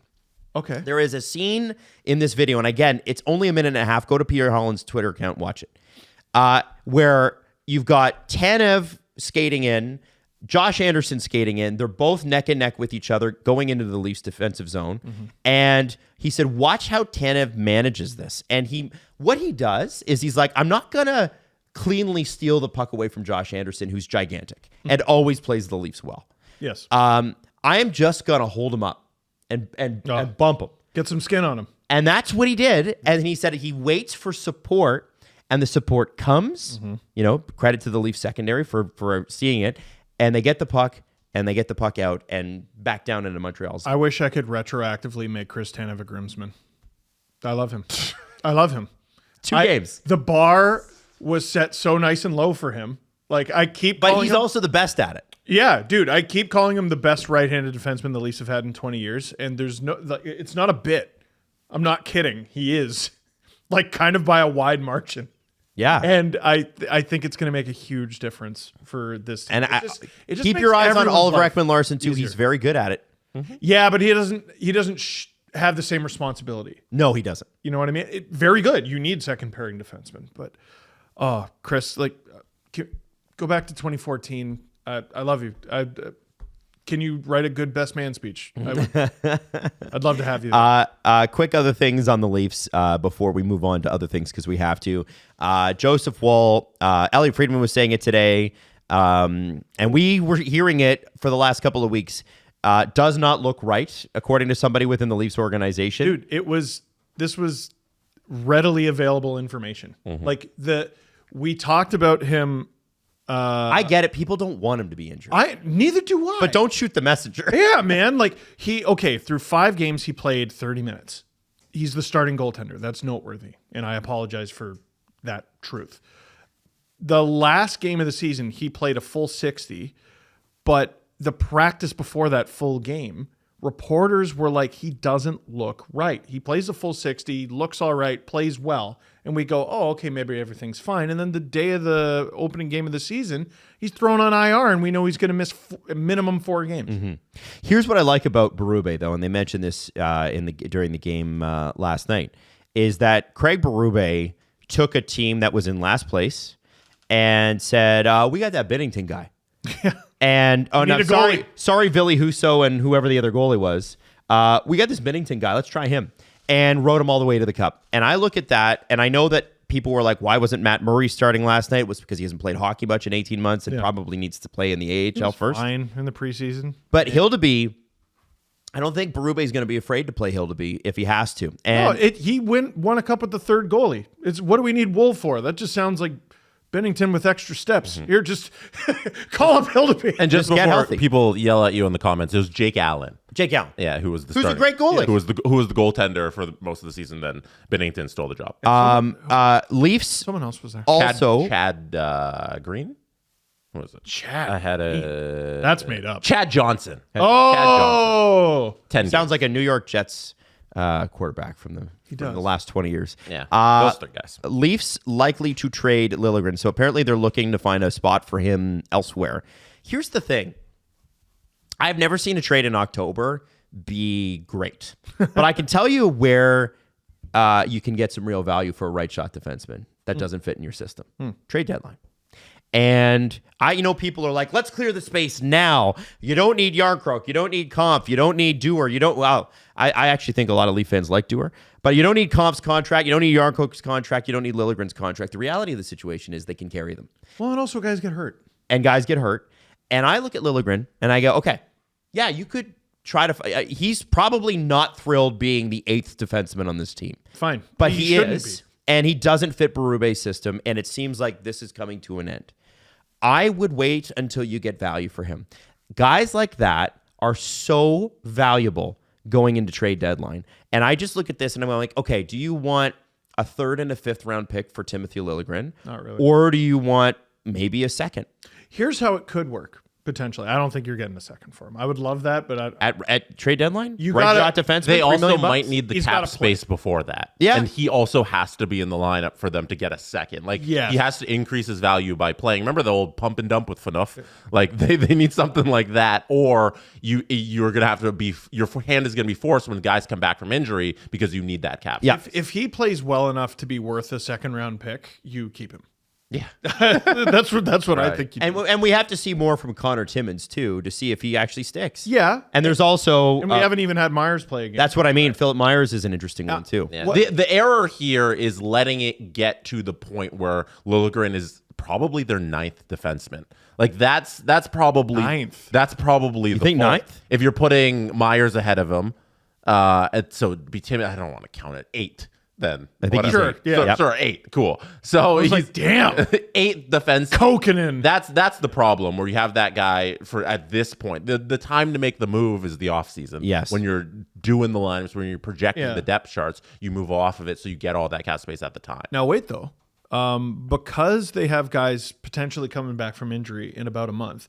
There's a couple really interesting options here. What if someone gets hurt? Am I not wrong with 9th? You were doing the think count. you're right. I didn't do the count. If Hakanpää is healthy, right. he's 9th. It's 9, Oh, right? Hakanpää. Yeah. Yeah. 'Cause I think it was. He's 8th now, but if Hakanpää is back in even 2 months, Yeah. beginning in December, I you're think it was, absolutely right. He's Whatever 9th. game wrap I was reading or whatever I was reading on Liljegren, somebody wrote 8-9. I was you're like, right. Yeah, no, he could at the low end. He's the 9th defenseman on this team. So okay, a month into the season, Dewar will be coming back. Yarncroke will be coming back. But guys get hurt. What if you need Liljegren all of a sudden? You can put him in the lineup. Like I'm not in love with this defenseman. He can play NHL games. It'll be fine. We'll all live. Or you don't need him, but someone else does. Because if the Leafs don't get any injuries, I guarantee you one of the other 31 teams will. Yeah, and take advantage of that. Yes. Yeah. So I really don't see the Leafs' position right now as anything other than strong. Yeah. Okay. Is Dakota Mermis just an LTIR guy, or what's the deal there? No, he I want to say dislocated his jaw. Yeah, but or is he a Leaf roster guy, or is he? He's a Marley injured. roster He's guy? on IR. I know, but Yeah, like, if if he hadn't dislocated his jaw, would he be a guy to make this team? he might get the roster spot that Myers got. Okay. But like just because he played more games in the NHL last year, but because he was with them during the preseason and got injured during the preseason, you can't just be like, all right, we're going to send you down to the AHL and you're going to make your AHL salary. He's on their NHL roster. And it was he had jaw surgery on September 27th. Jaws are So that's going to be a while. They said he's week to week as of now, Yeah, so well- he's got to do the IR stint, and then they're going to reevaluate. I wonder You if can he's play got with like. a- Do you can think play he's with got a it broken wired jaw. shut though? Like, is he on an all You can play with softwood? that. You just Yeah, throw you on the can. throw on the cage and you're good. I mean, like minimum you can skate. Well, I mean, it's not like your quality of living is lower.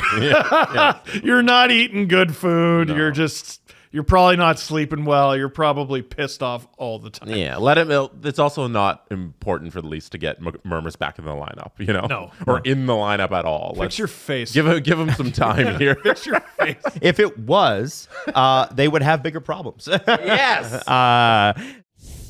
This show is sponsored by BetterHelp. Sometimes it takes a push from somebody else to go and seek a little therapy. A Matthew Nyes level push. Yeah. Perhaps not that hard. Yeah, maybe not that. That's like bowling over somebody. Yeah. But I will say that like the person that pushed me was my mom. She's like, you know what? I think you could use therapy, and I resisted. Because sometimes I'm stubborn. I don't know if you guys know that. Part of the process. No, Mom. Can I be obstinate sometimes? I don't know. Anyway. I'm going to play video games and listen to rock and roll. Yeah. And you can talk about that. Yeah, exactly. And the thing is that I'm so glad I did because it's been a feature of my life on and off since I was 18 years old. And the thing about it is with BetterHelp, you can kind of curate it to your schedule. There's going to be times in your life with therapy where you need it every week because you're going through something and you need perspective and you need help. There's going to be times like, thankfully, where I am right now where it's maybe once a month, maybe once every couple months just to do a check-in. And the great thing about BetterHelp, which therapy, this was not available when I started doing therapy, which is it's outside of working hours, and it can be any mode that you want. So it can be a conversation like it's MSN Messenger back in the day where you're just typing to each other. It could be a FaceTime. It could be a phone call. It's up to you with BetterHelp, and we want you to give it a try. And to help you with that, we want to be your Matthew Nyes push. Damn. Although we don't want to bully you over on this. Yeah. But we will give you this. 10% off your first month. BetterHelp.com/SDP. That's BetterHelp, HELP.com/SDP. So we need to move on from the Toronto Maple Leafs. No, we don't. Anyway, so Jesse, I did send you a text, and I want you to bring something up. Do I need The Bruins thing? Yeah. Okay. So, Steve. So first, before we talk about the Bruins-Panthers game, and we'll go real quick on it, but there's some stuff in there, and I thought it was interesting. And there's obviously Bruins have played 2 games, but what's your favorite thing to get when you go to a Leafs or Blue Jays or Raptors or whatever game? Or Boston Pizza or Shoeless Joe's or any restaurant ever. That we've ever worked with? chicken fingers. I love chicken fingers. I want to show you, if you go to TD Garden, oh shit, what the chicken fingers come in. Oh. A Zamboni chicken fingers box. Oh. And they call them chicken tenders there, but all the same. Yeah. How sick is that? So it's a collectible Zamboni chicken tenders box, and I'm assuming it's loaded with fries as well. But the picture is from Celtics GRD. Does it come with a driver that beats your team? No, it does not come with a driver that beats your team. Whoa, that's so delicious. How cool is that? Yeah. Actually, you know what's great? I said it's so delicious. Where are the chicken fingers? Yeah, what do they look there's like? no picture Are of the they any fingers. good? Well, but I want that in my life and body. So immediately, Steve, Yeah. you shouldn't be impressed with this at all. Why? Because one time in our life, we did something. Maddie, take that off the screen so I can bring up something for Steven, just to jog his memory. We've been somewhere together, and we saw much, much better chicken finger packing than that. Plus, we saw the actual fingers, which were much more delicious than the non-existent Boston TD Garden chicken fingers. We saw the New York Yankee Cup damn chicken tenders. Do you remember when we went to Yankee Stadium together when we were down there for the John Boy tournament, and we saw the giant bucket of fries and tenders that the Yankees serve? That's just efficiency right there. That's brilliant. Can you describe it for everybody listening? Oh my god. Okay, so it's one of those like giant novelty beer or pop like collectible cups that you'll see, except there's the extra bowl essentially at the top with a straw going into it, and in the bowl around the straw are crinkle cut fries and chicken fingers. I had to swallow because my mouth is like I'm actually salivating. I heard it. You know, Wow, those look good. Yeah. the states have their issues. You know, America is not a perfect country, but they have a knack, an uncanny knack for coming up with food related gimmicky things that just make me, oh, say does that star spangled like it just makes me patriotic for a country I'm not from. And look at that. And I don't even know if this is the most impressive thing. Because if you remember, they have this, the collector's cup, but they also have the bucket. Where's the bucket? I'll bring up the bucket. I just remember the remind you. garlic fries. Those were diabolical. Just, oh my God. I had such a good time. Who even won? Yankees lost to Houston. Oh, yeah, they got killed. yeah. I forgot about it. And Let the me- Mets fan that was there for no reason was loving life. Let me find the bucket. So they also have the, it's the MasterCard one. Is that Yankee? No, that's not Yankee Stadium. It's just a bucket of chicken. I'm Just give me a- pull up maybe the equivalent. don't pretend, like, don't even acknowledge my right to dignity. Give it to me in a bucket. This isn't the one at Yankee Stadium, but they also have a pale plastic bucket, like a one you'll take your kid trick or treating, right, in a couple of weeks, where they'll have a bucket of candy. They have one of those buckets, and you'll get it, and there's a bunch of sponsors around it, and in it is just chicken fingers. It's like 20 chicken fingers. Forget chocolate. Fantastic Forget chips. stuff. If I come to your house on October 31st, I want chicken fingers. That's amazing. America does food just so much more extravagant. Crazy. than us. Yeah. And also will pay you to eat it. It's negative $3. I don't know how anyone makes any money. It's awesome. Oh, And there's Jeremy Jacobs with his ice cream empire. Because that's what he does. Doesn't he do like all the ice cream at all the stadiums and stuff? That's how they've made all their money. yes. It's crazy. Eat my ice fun cream, stuff. fat man, and so I go, yes, Jeremy. I wanted to say I just thought it was hilarious. A couple of things from the Bruins Panthers game, which is already a game ago. Sam Bennett just torpedoing Jonas Corposalo. Yes. Absolute. Yes. Just I was like, just rocket ship right into his head. What's the Corposalo. suspension? What? No, yeah, of course. Corposalo gets absolutely cooked in his debut, and the "We Want Swayman" chants break out. Trent Frederick says that Matthew Tkachuk asked him to fight and then backed down, and Trent Frederick's like, "Do you think that's good for the game?"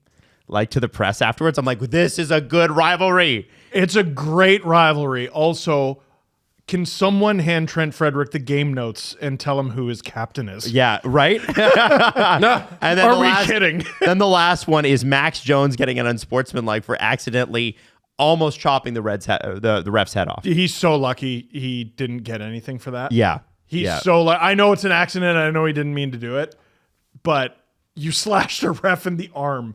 I assume their unprotected arm. Now on the Toronto hate scale, gentlemen, because we don't cheer for either of these teams. This is hating against Toronto, or Toronto hates it? This is Toronto hates this. From a Toronto perspective. During the game. So all of these things are happening. We're watching Boston get cooked. Things are good. Swayman's not back yet. Obviously, he played last night, and he didn't he didn't punch Nick Suzuki. He pushed off him. Fair. During the Panthers Bruins game, it was announced that Carter Verhaeghe signed a 8-year contract at $7 million per season. Just $48 million of it will come in signing bonus, and his base salary will be $1 million per season. He is the 7th NHL player signed through the 2032-2033 season. Arrest Lou Lamoriello. Well, you can't get mad at Yes, Carter I Verhaeghe. can. You cannot get mad at that because the Islanders, the Lightning, and another team gave up on him too. Yes, correct. But I think he got lost in a number shuffle in Toronto. He was always a good prospect. They spent a third-round pick on him, and he performed well in junior. And they simply were like, meh, and they just let him go, along with 4 other dudes from Michael Grabner, who they got to trade at the deadline and then didn't. Carter Verhaeghe will get $48 million and no state tax. Like, we're talking about a dude who scores 1 billion points coming off his Stanley Cup, and he should be getting $15 million on principal. And because it's Florida, he gets less than half that. And I am tired of watching them getting away with it. Yeah, well, I hate it. And so the next guy that I think is going to be interesting with the Panthers, there's actually 2 guys. Oh. Sam Bennett, Aaron Ekblad. Both out of contract at the end of the season. Was Bennett 2014? Draft? Yeah, I think Ekblad was the first overall pick that year. He might have been and third. Bennett was 4th. 4th. There you go. He could have gone first. That was a weird draft. Yeah. Because of the Hurricanes, the Panthers received their rings in a private ceremony. The actual Hurricanes. Yeah, the actual Hurricanes. And Panthers president and CEO Matthew Caldwell said on the Scripps Sports broadcast that season ticket holders of 30 years will also receive a championship ring. So however many people held on from the 1996 or 1993 and they went to the finals in 96 or whatever, but anybody that's had a season ticket the entire time is getting a ring too. And there might be 5 of them, but that's great. I was about to say, I want to know how many people that is. That's I would love to know. What if it was like 0 and he was just making this? He's just saying it. Nobody's gonna ask. Nobody's gonna know. People are gonna love us for it, and we spend $0. I get all the goodwill, and there's actually no one. No, but I'm sure there's like a handful or like 10 people. You know, that's really cool. Yeah, I feel like fans deserve more when teams win championships. You know, like you have to go out and buy all the gear, but I feel like reward all of your season ticket members with something. Yes. The Leafs should print. The Leafs should manufacture 2 million diamond rings. Well, and by the way, you'd be paying for them. I'll do it. I'll do it, but I shouldn't. The season ticket holders, give all of them something. Yeah. Like you're literally valued at like $5 billion. You can give away, if you win one championship, give away 18,000 if you have all season tickets or whatever. 10,000, 10,000, you know? Give me some. What kind of shoes you wear? What size are you? Of rings. Give me your watch. 10,000 rings. 10,000 rings. Right? Say it costs you $20 million. You're worth $5 billion. Yeah. You'll be fine. It's not going to cost you $20 million, you know? I was like, just give away $20 million. And you know that's why I'm not a billionaire. Well, no, I am, but billionaires are not known for giving that stuff away. But I would say, listen, guys, if the Leafs ever win the cup, there will be some giving. And I'll tell you this: people think that jersey sales bring in a lot of money for teams. It doesn't. But $20 million in profit is about what a team like the Leafs would make in jersey sales. Say there's 10,000 season ticket holders. You give away $200 rings to each one of them. That's $2 million. You're fine. The fact I don't have a ring is unconstitutional. Yeah. You? Everything I don't like is unconstitutional. You for what? No, it's against the Constitution. Jesse, it's against what America stands for. Linus Ullmark has signed a huge contract extension, notably at the same number as Jeremy Swayman in Boston. 4 years, so not as long. What's better than Friends? 4 years, $8.25 million, and had a big win. And you saw the reaction from Senators fans. He's like, it's a dream come true. Couldn't be. He played it perfectly. It was like, I can't imagine, playing in Canada's national capital, people lost their fucking minds. It's nice to see Sens fans have something to scream about. Ullmark signing in Ottawa is the best, most nice, relaxing thing that has happened to the Sens fan base in a long time. Yeah. Because now you get to go through a season without this will he, won't he dance. Yeah. He's your goalie. What did you He's your goalie. He's your goalie now. And you don't have to worry about him not being your goalie. That's your guy. He's your goalie. What did you think of the Congrats. Drager tweet that's like, tidy business? It actually works out to be $7.6 million over 5 years. Yeah, no, that was a tidy piece of using the truth to lie. Because that's not how that works at all. That's not even sort of how it I just works. thought that was funny. I thought that was funny. Yeah. Well, then how come his cap hit next year is going to be 8.25? Yeah. That's not true. Last night, Amazon debuted in Canada. Amazon Prime debuted their first sort of version of ice surfing with PK Subban, Jason Demers, and Andy Petrillo. And it's like NFL Red Zone, only it's in Canada, and it's hockey. Interesting. Frank Saravalli made an appearance on that and dropped a bomb. And it's interesting because Elliot Friedman also addressed it today. And the bomb is Alexis Lafreniere and the New York Rangers and a potential $64 million contract. 8 years times $8 million. And Frege on 32 Thoughts this morning said, I've heard varying things about that situation. He wasn't willing to drop the number out there. Frank was. And that sometimes just come down to your sources. But I wanted to ask New York Rangers superfan Jesse Blake, what do you think about Lafreniere and $8 million? Is he worth the... I don't want to call it a gamble because it's not a gamble. Right. But it is sort of like he had a breakout year last year finally, and that's no... But 57 points is his career high in a season. Yeah. And so $8 million is the 8 number? times 8. 8 times 8. 8 times 8 seems a little much. It'd come in just under Zibanejad, which is like I don't think it's in the neighborhood of what he's going to end up at. Like I think it'll be a little bit more reasonable, especially because like the slow start to his career has been well documented. Yep. Everybody loves chirping at how high he was drafted and how long it took him to establish himself in the NHL. And I think there's got to be at least some sort of benefit to the Rangers for that. We know what he is now, but you haven't done it long enough yet. So I don't think it comes in at 8. Run, don't walk. Right? Run, don't walk. Sign that immediately. You think he signed that immediately? Oh yeah. Oh yeah. Run, Okay. Run, don't walk. He was probably their best forward in their conference final series that they ended up losing, but he was really good on that run. He had a crazy back half, and that number's not going up. Sorry, it's not going down. Gentlemen, is it notable that he is currently on pace for 164 points? Yes, it is. I think. And imagine if he does it. I think at the end of negotiations for it, it is a little lower than that. That's I'm just guessing. I don't know. Okay. Hey. Yeah, if it comes in, oh man, like 7.5. Oh, Oh, it'd be crazy. Crazy. I think it also matters. How old is he? He's 23.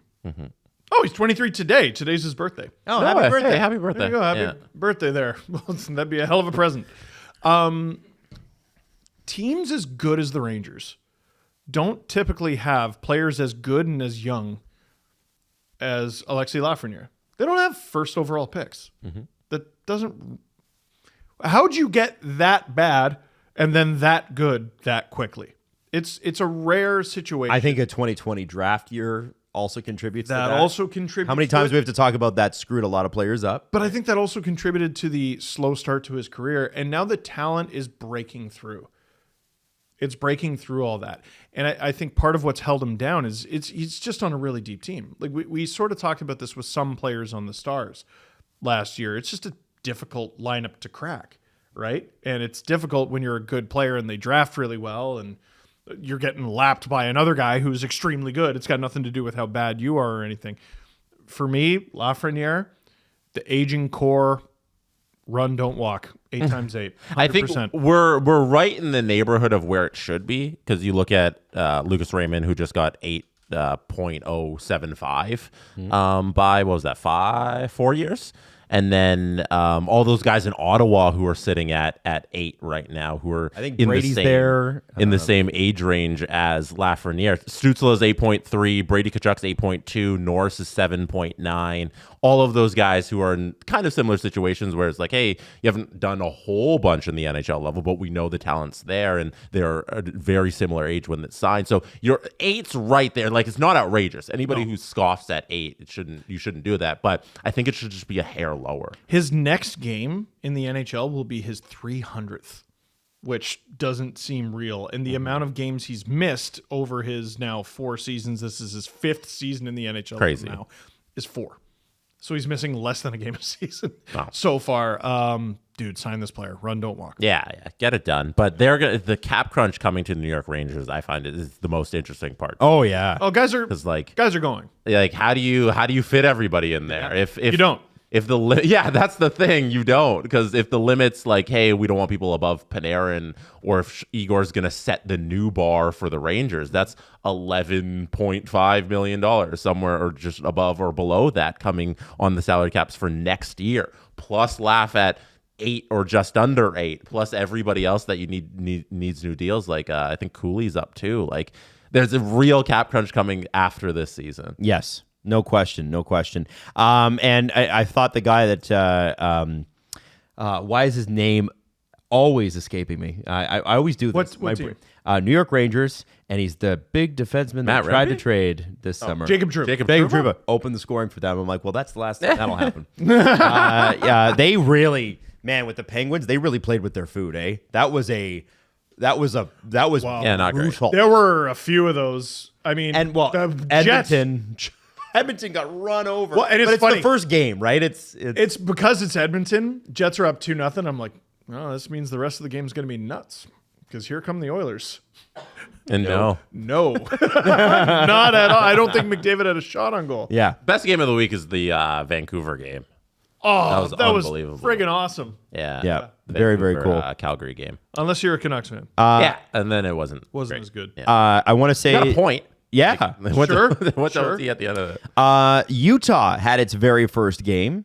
And there's some pretty exciting stuff that happened here. I talked to Alan, and I actually want to mention this because, by the way, Max Pacioretty, 67, scored the first goal for the Leafs. We have a Agent Provocateur coming out tomorrow, and most of the show is how the Pacioretty deal in Toronto came together.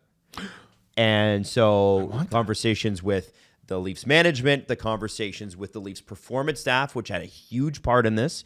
But I also asked him about Sean Durzi and the Utah experience in that first game. And we'll start with this. And I think this is the most important part. The Jazz have played at the Delta Center since 1991. It's one of the older buildings in the NBA. It's now one of the older buildings in the NHL. Ryan Miller, who is a Jazz beat reporter for KSL.com, said... And former Sabres goaltender. Yes, not actually, but yes, same name. Oh, not actually the same. Oh, okay, no, my Ryan bad. Miller, former Sabres goalie, is not a reporter.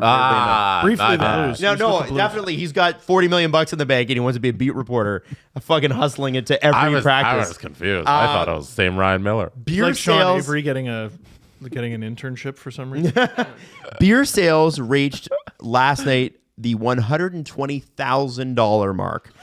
More than any NBA or NHL event ever held at the Delta Center. Is this the only place you can drink in the state? No, but apparently they were, I guess. Like, holy there shit. were people on like the Jumbotron just crushing. I saw that. Isn't it because of the prices? Like we did that on last episode. Yeah, there were remember prices. it was like $4 beers. So here's the deal: when you lower the price, Yeah. people consume more. That's what I was talking about. It's called in Atlanta, scale. there are reports about their concessions in Atlanta where they have all the cheap shit. It's like every day, every game we have, the sales go crazy. And Yes. we make back the cost that we've reduced because we sell so much because it's so cheap. So Walmart model, yeah, right? Utah, I assume, just sold a whole bunch because the beers are really cheap. Yes, absolutely. And it's the only place you can drink in the state. yeah.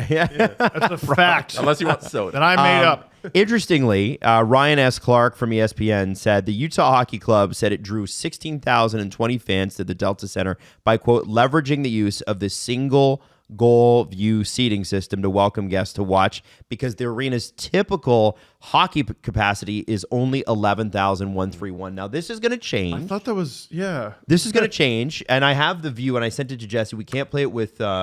we can play this because it's from the crowd, but we can't play it with music. No, we can't play anything in the arena. Yeah. Oh, we Yeah. can't even... Can we show a screenshot? We can, yeah, I can do Let's show that. Yeah, I can screenshot show a of that. picture. Oh, yes. yeah, we can't play anything in the Yeah, arena if either. it's in the NHL owns God. things in arena. So frustrating. Like if I were in the like I couldn't shoot an LFR from the stands after the game. Okay. You Okay. know what I mean? That's all. All right, fine, that's fine. My point in this is saying, they filled out the whole thing, and Wait. when you look, Sorry, I need to correct myself. That's not true, and I know that's not true because I did that last year. After What's the game, not it's true? fine. I can shoot an LFR from the stands. I can't. You can't do it during the game. From the moment the game starts until final horn is off limits. okay, that's cool.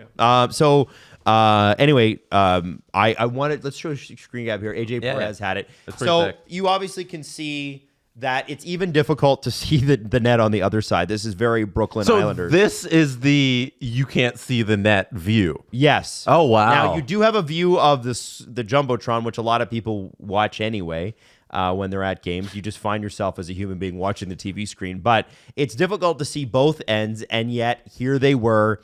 And I bet those tickets were severely discounted. And part of it is just being a part of the. I don't know. Well, they were. I don't know if I make that bet.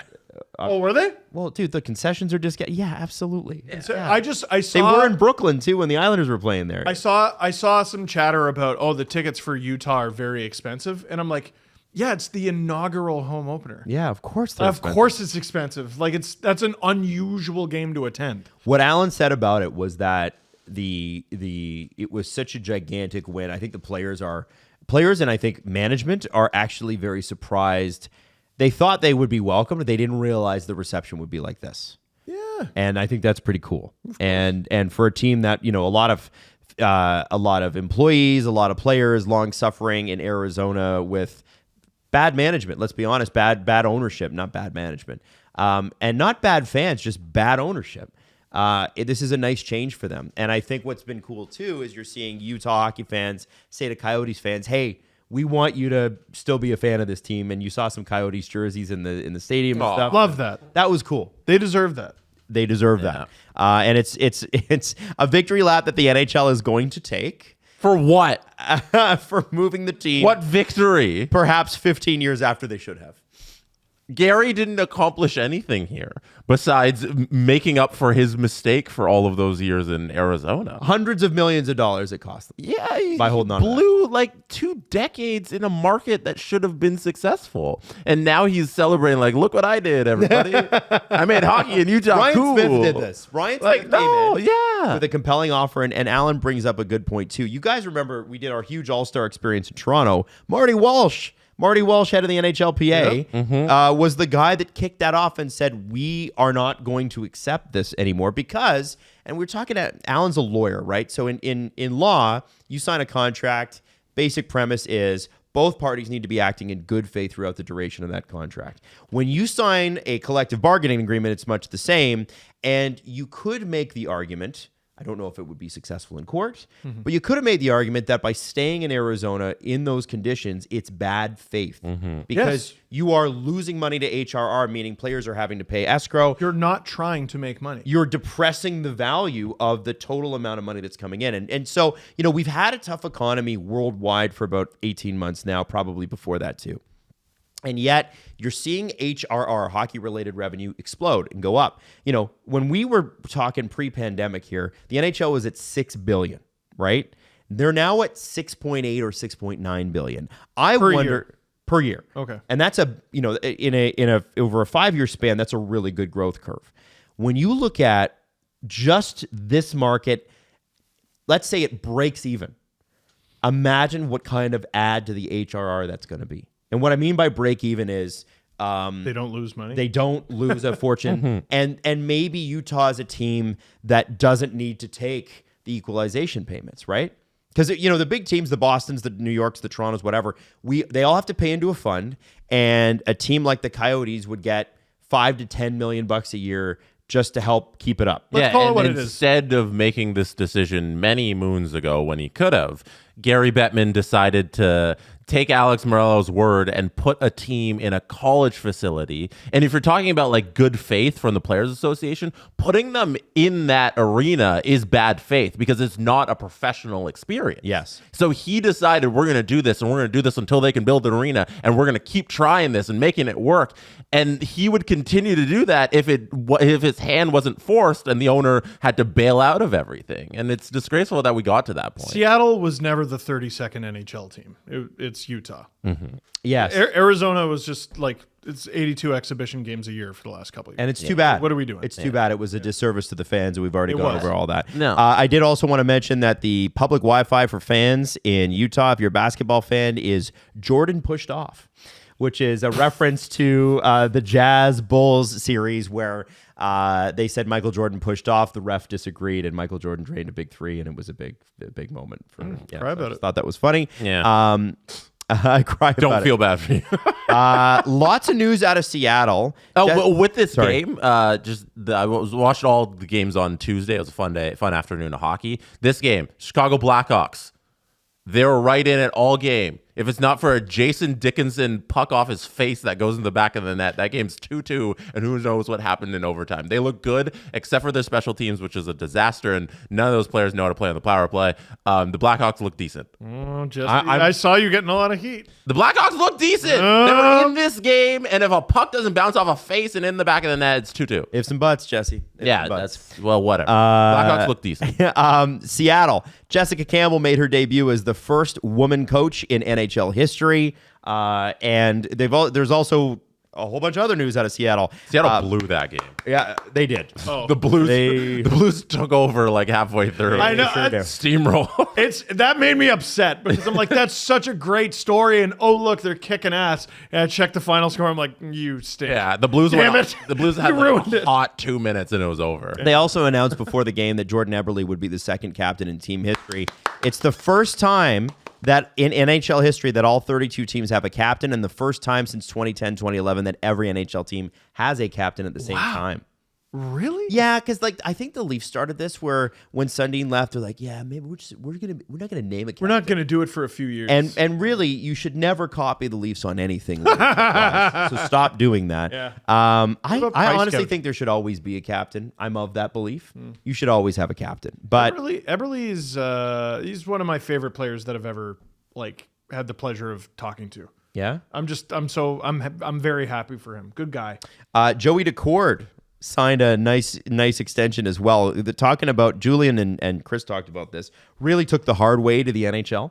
And went through a lot of different systems and stuff, but hearing 5 times 5 was the first tweet that Elliott sent out, and it's 5 years, $25 million. Good value for a good value goaltender for them. Yeah, I mean their goaltending situation financially doesn't look awesome, but I feel like that's because of Philip Grubauer. Yeah.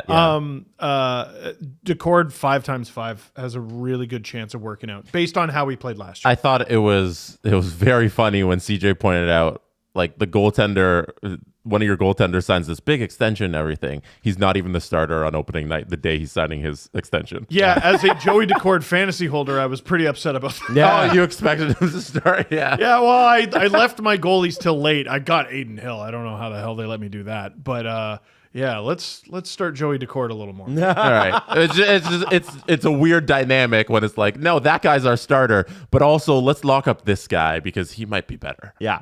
Got it. I want to mention that UC Saros is injured, and they're not sure quite yet when he's going to be back as of this recording. But Adam Vingan tweeted this, and I think this is kind of crazy. He said, by my count, Scott Wedgwood has allowed 18 goals on 65 shots in the preseason and regular season together, which is a .723 save percentage. Did you say 18? 18 goals on can you repeat 65 that? shots. So he's including the preseason, which isn't fair. Preseason and regular season. But Scott Wedgwood had a terrible one game already this year.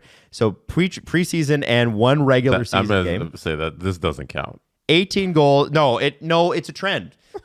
18 goals on 65 shots in the preseason and regular season, which is just one game. He was pretty bad in his start, and people are already going, man, sure would have been cool to have Askarov. I was just gonna say that. Who's with the Barracuda right now? Yeah. Yeah. Supposedly he's working his way back. Well, because there was a health thing, right? So Don't be combining preseason stats. okay, well then the regular season one is 421 goals against average and an 800 save percentage in one game. Yeah, but like, What was his save percentage in practice? yeah. Yeah, I mean that's kind of what it is, right? Like, what are we doing? I want to know how do you do in do they do the shootout drill? You know, Let's add that to a Nick shootout Robertson's been on fire. Like, so many goals. Oh, Yeah. hey. Hey, if you include preseason, regular season, he's got 5 goals. Oh yeah. You know, small note. None of those counted. Yeah, okay. They're not actual goals. It's something to keep an eye on. Yeah, Can you agree they on are- that? Yeah, He's in okay. the NHL right now. They counted. Yeah, that's right. Just not in the record book. So No. I do wonder what Nashville is going to do on that front because you have Matthew Murray, Matthew Murray Jr. Oh, they got the other Matt Murray. Yeah, so he might be the guy that comes in next. We'll see. You know how impossible it is to make the NHL and how impossible it is to make the NHL as a goalie. And somehow 2 of them are named Matt Murray. who do you like better, the Matt Murrays or the Sebastian Ahos? Sebastian Aho. Sebastian Ahos. Oh yeah. Sebastian Ahos have fewer cups. Oh, true. Oh, burr. Yeah. Yeah. Wait, you like them? You picked them, though. Yeah, you But picked also, them. screw those guys. Am I right? Bunch of losers. Am I going to get flamed for this? Only Is the comment section going to be like, oh, yeah? Over this? I don't know. Peter Baugh had a really interesting tweet about the makeup of the NHL now.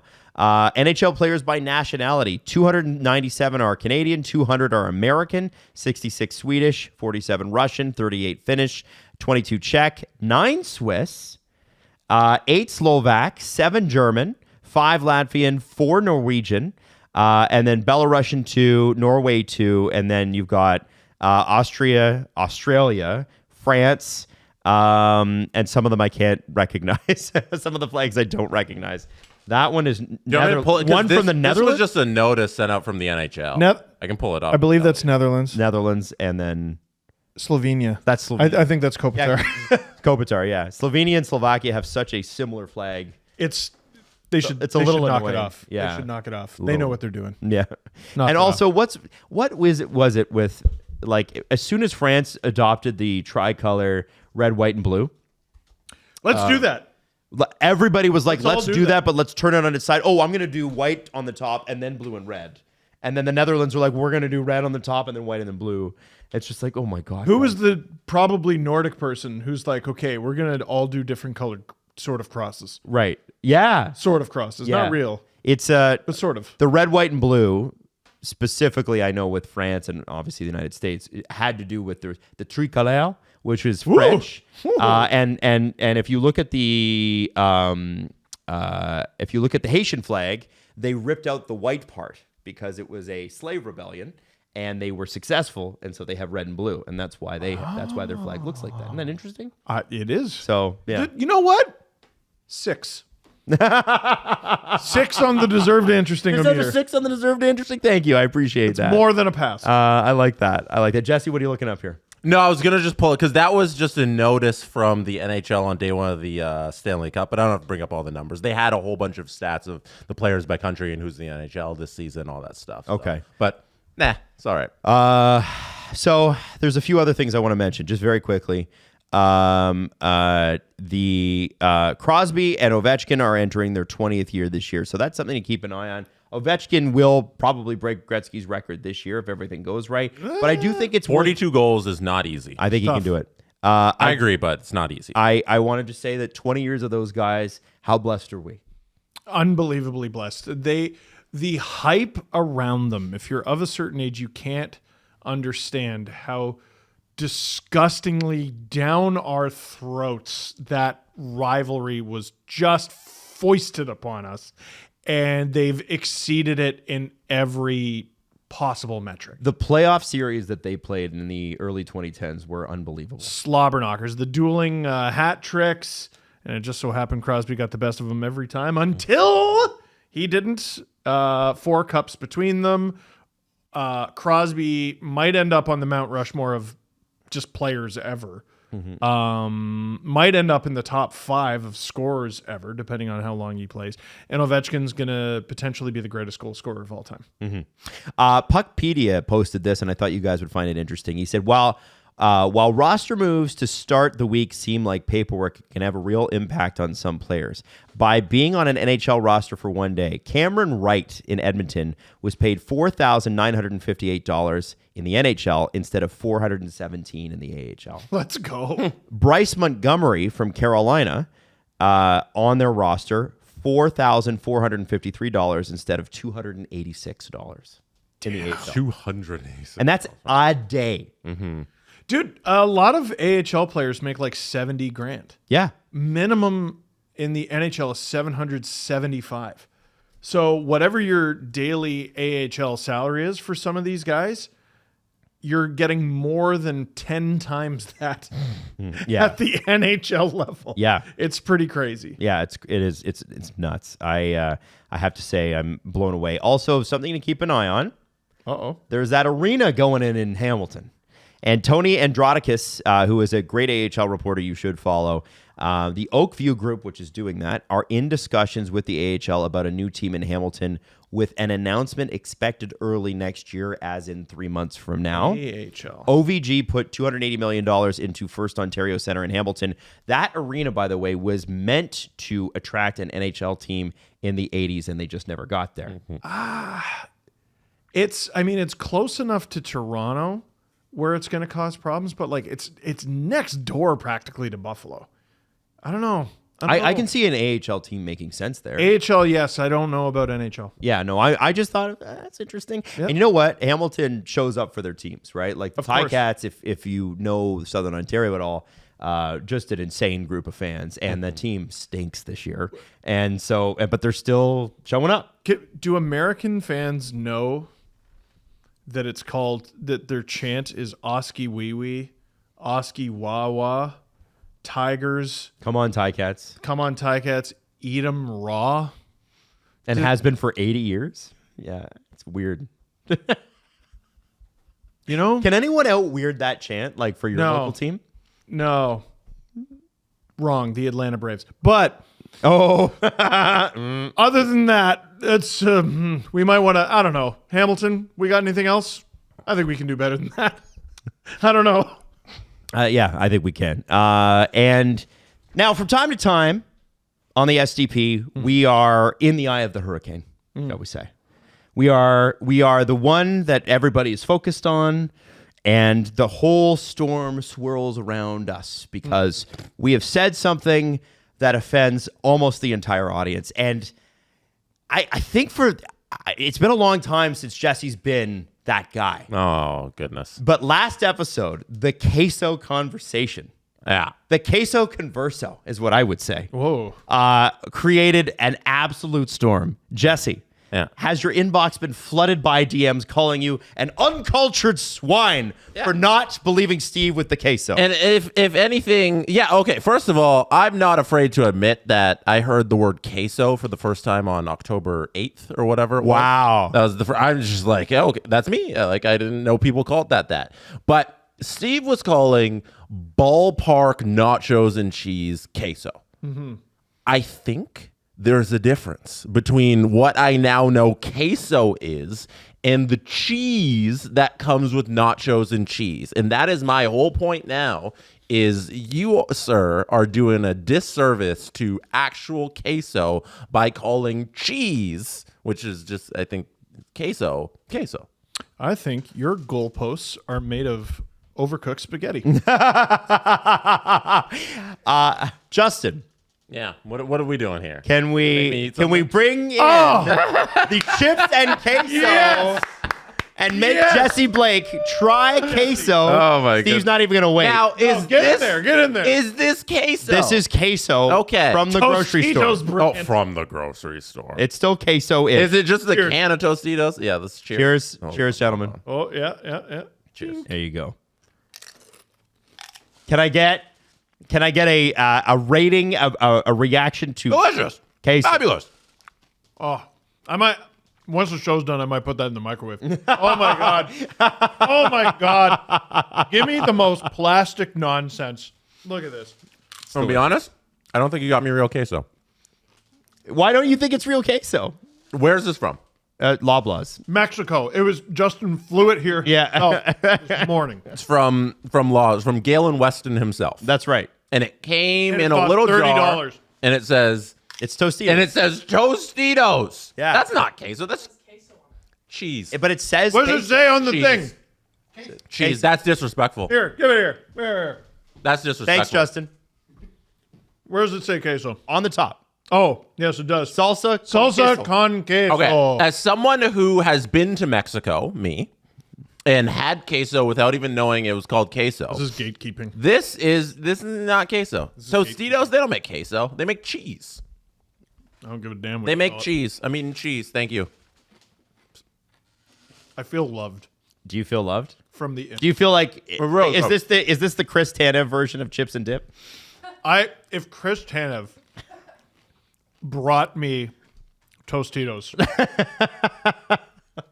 with queso, Yeah. I might get a divorce. I like that. I Like, like I that. don't- Wow, you might get a divorce. Sorry, honey, I love you, but like, All right, so why don't we leave it there? Lots of information to cover. Unless you had something else to. No, Adam doesn't care because it didn't make a show, but something very special happened at SDPN. We're now a credentialed media outlet. Oh right, I forgot to put that in. Hey, so what does that mean, Jesse?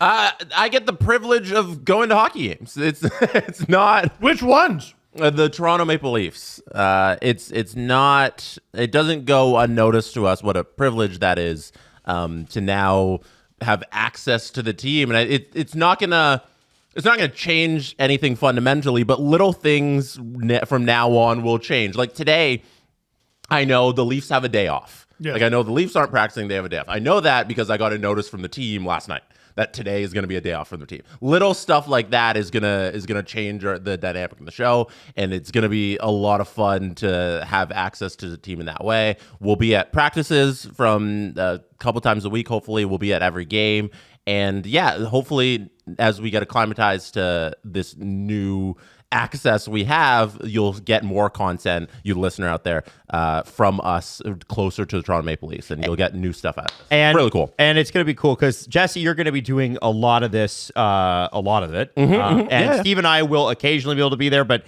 Steve's location plus kids, and I'm kids plus I'm on 4 of the And shows. LFR. And LFR. No, I'm gonna try to be at all 41 games, and if I can, I'll message you guys to fill in for me. But no, I'll be I down didn't know there. you were going for all 41. I'm gonna try my darndest. It's There our you go. gig. It's what I do. Reporter so Jesse. I'm gonna be there.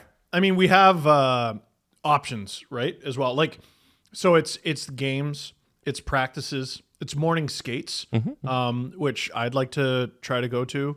There could be some days where we go to a morning skate and then just come here and record the show and be like, so I spoke to Craig Berube. No, I spoke to Chris Tanev, and he said, I'm looking for a new best friend. Would you like to be it?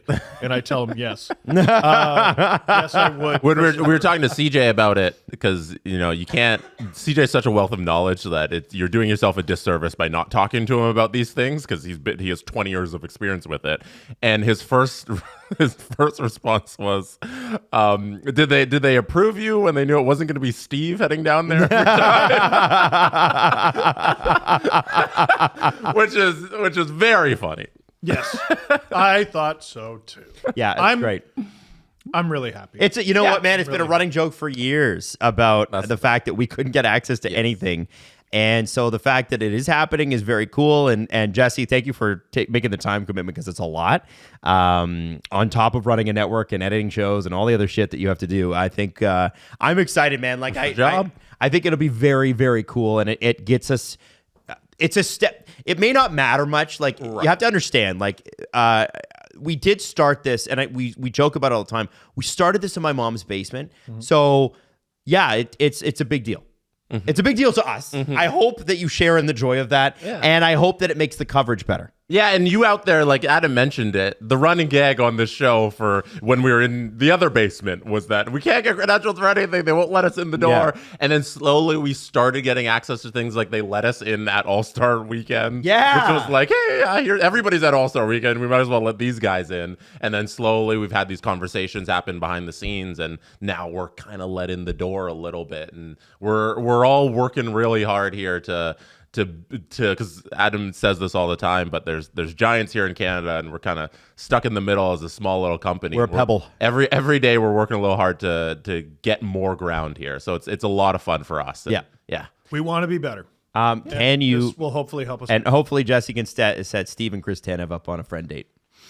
That's your job. That's your entire job down there. Is just a couple dudes get in their Steve a new friend. mid-30s eating. They might get revoked like day one. So, Chris, do you want to be friends with Steve? Like, First get out of question. here. You get out. Never again. Yeah.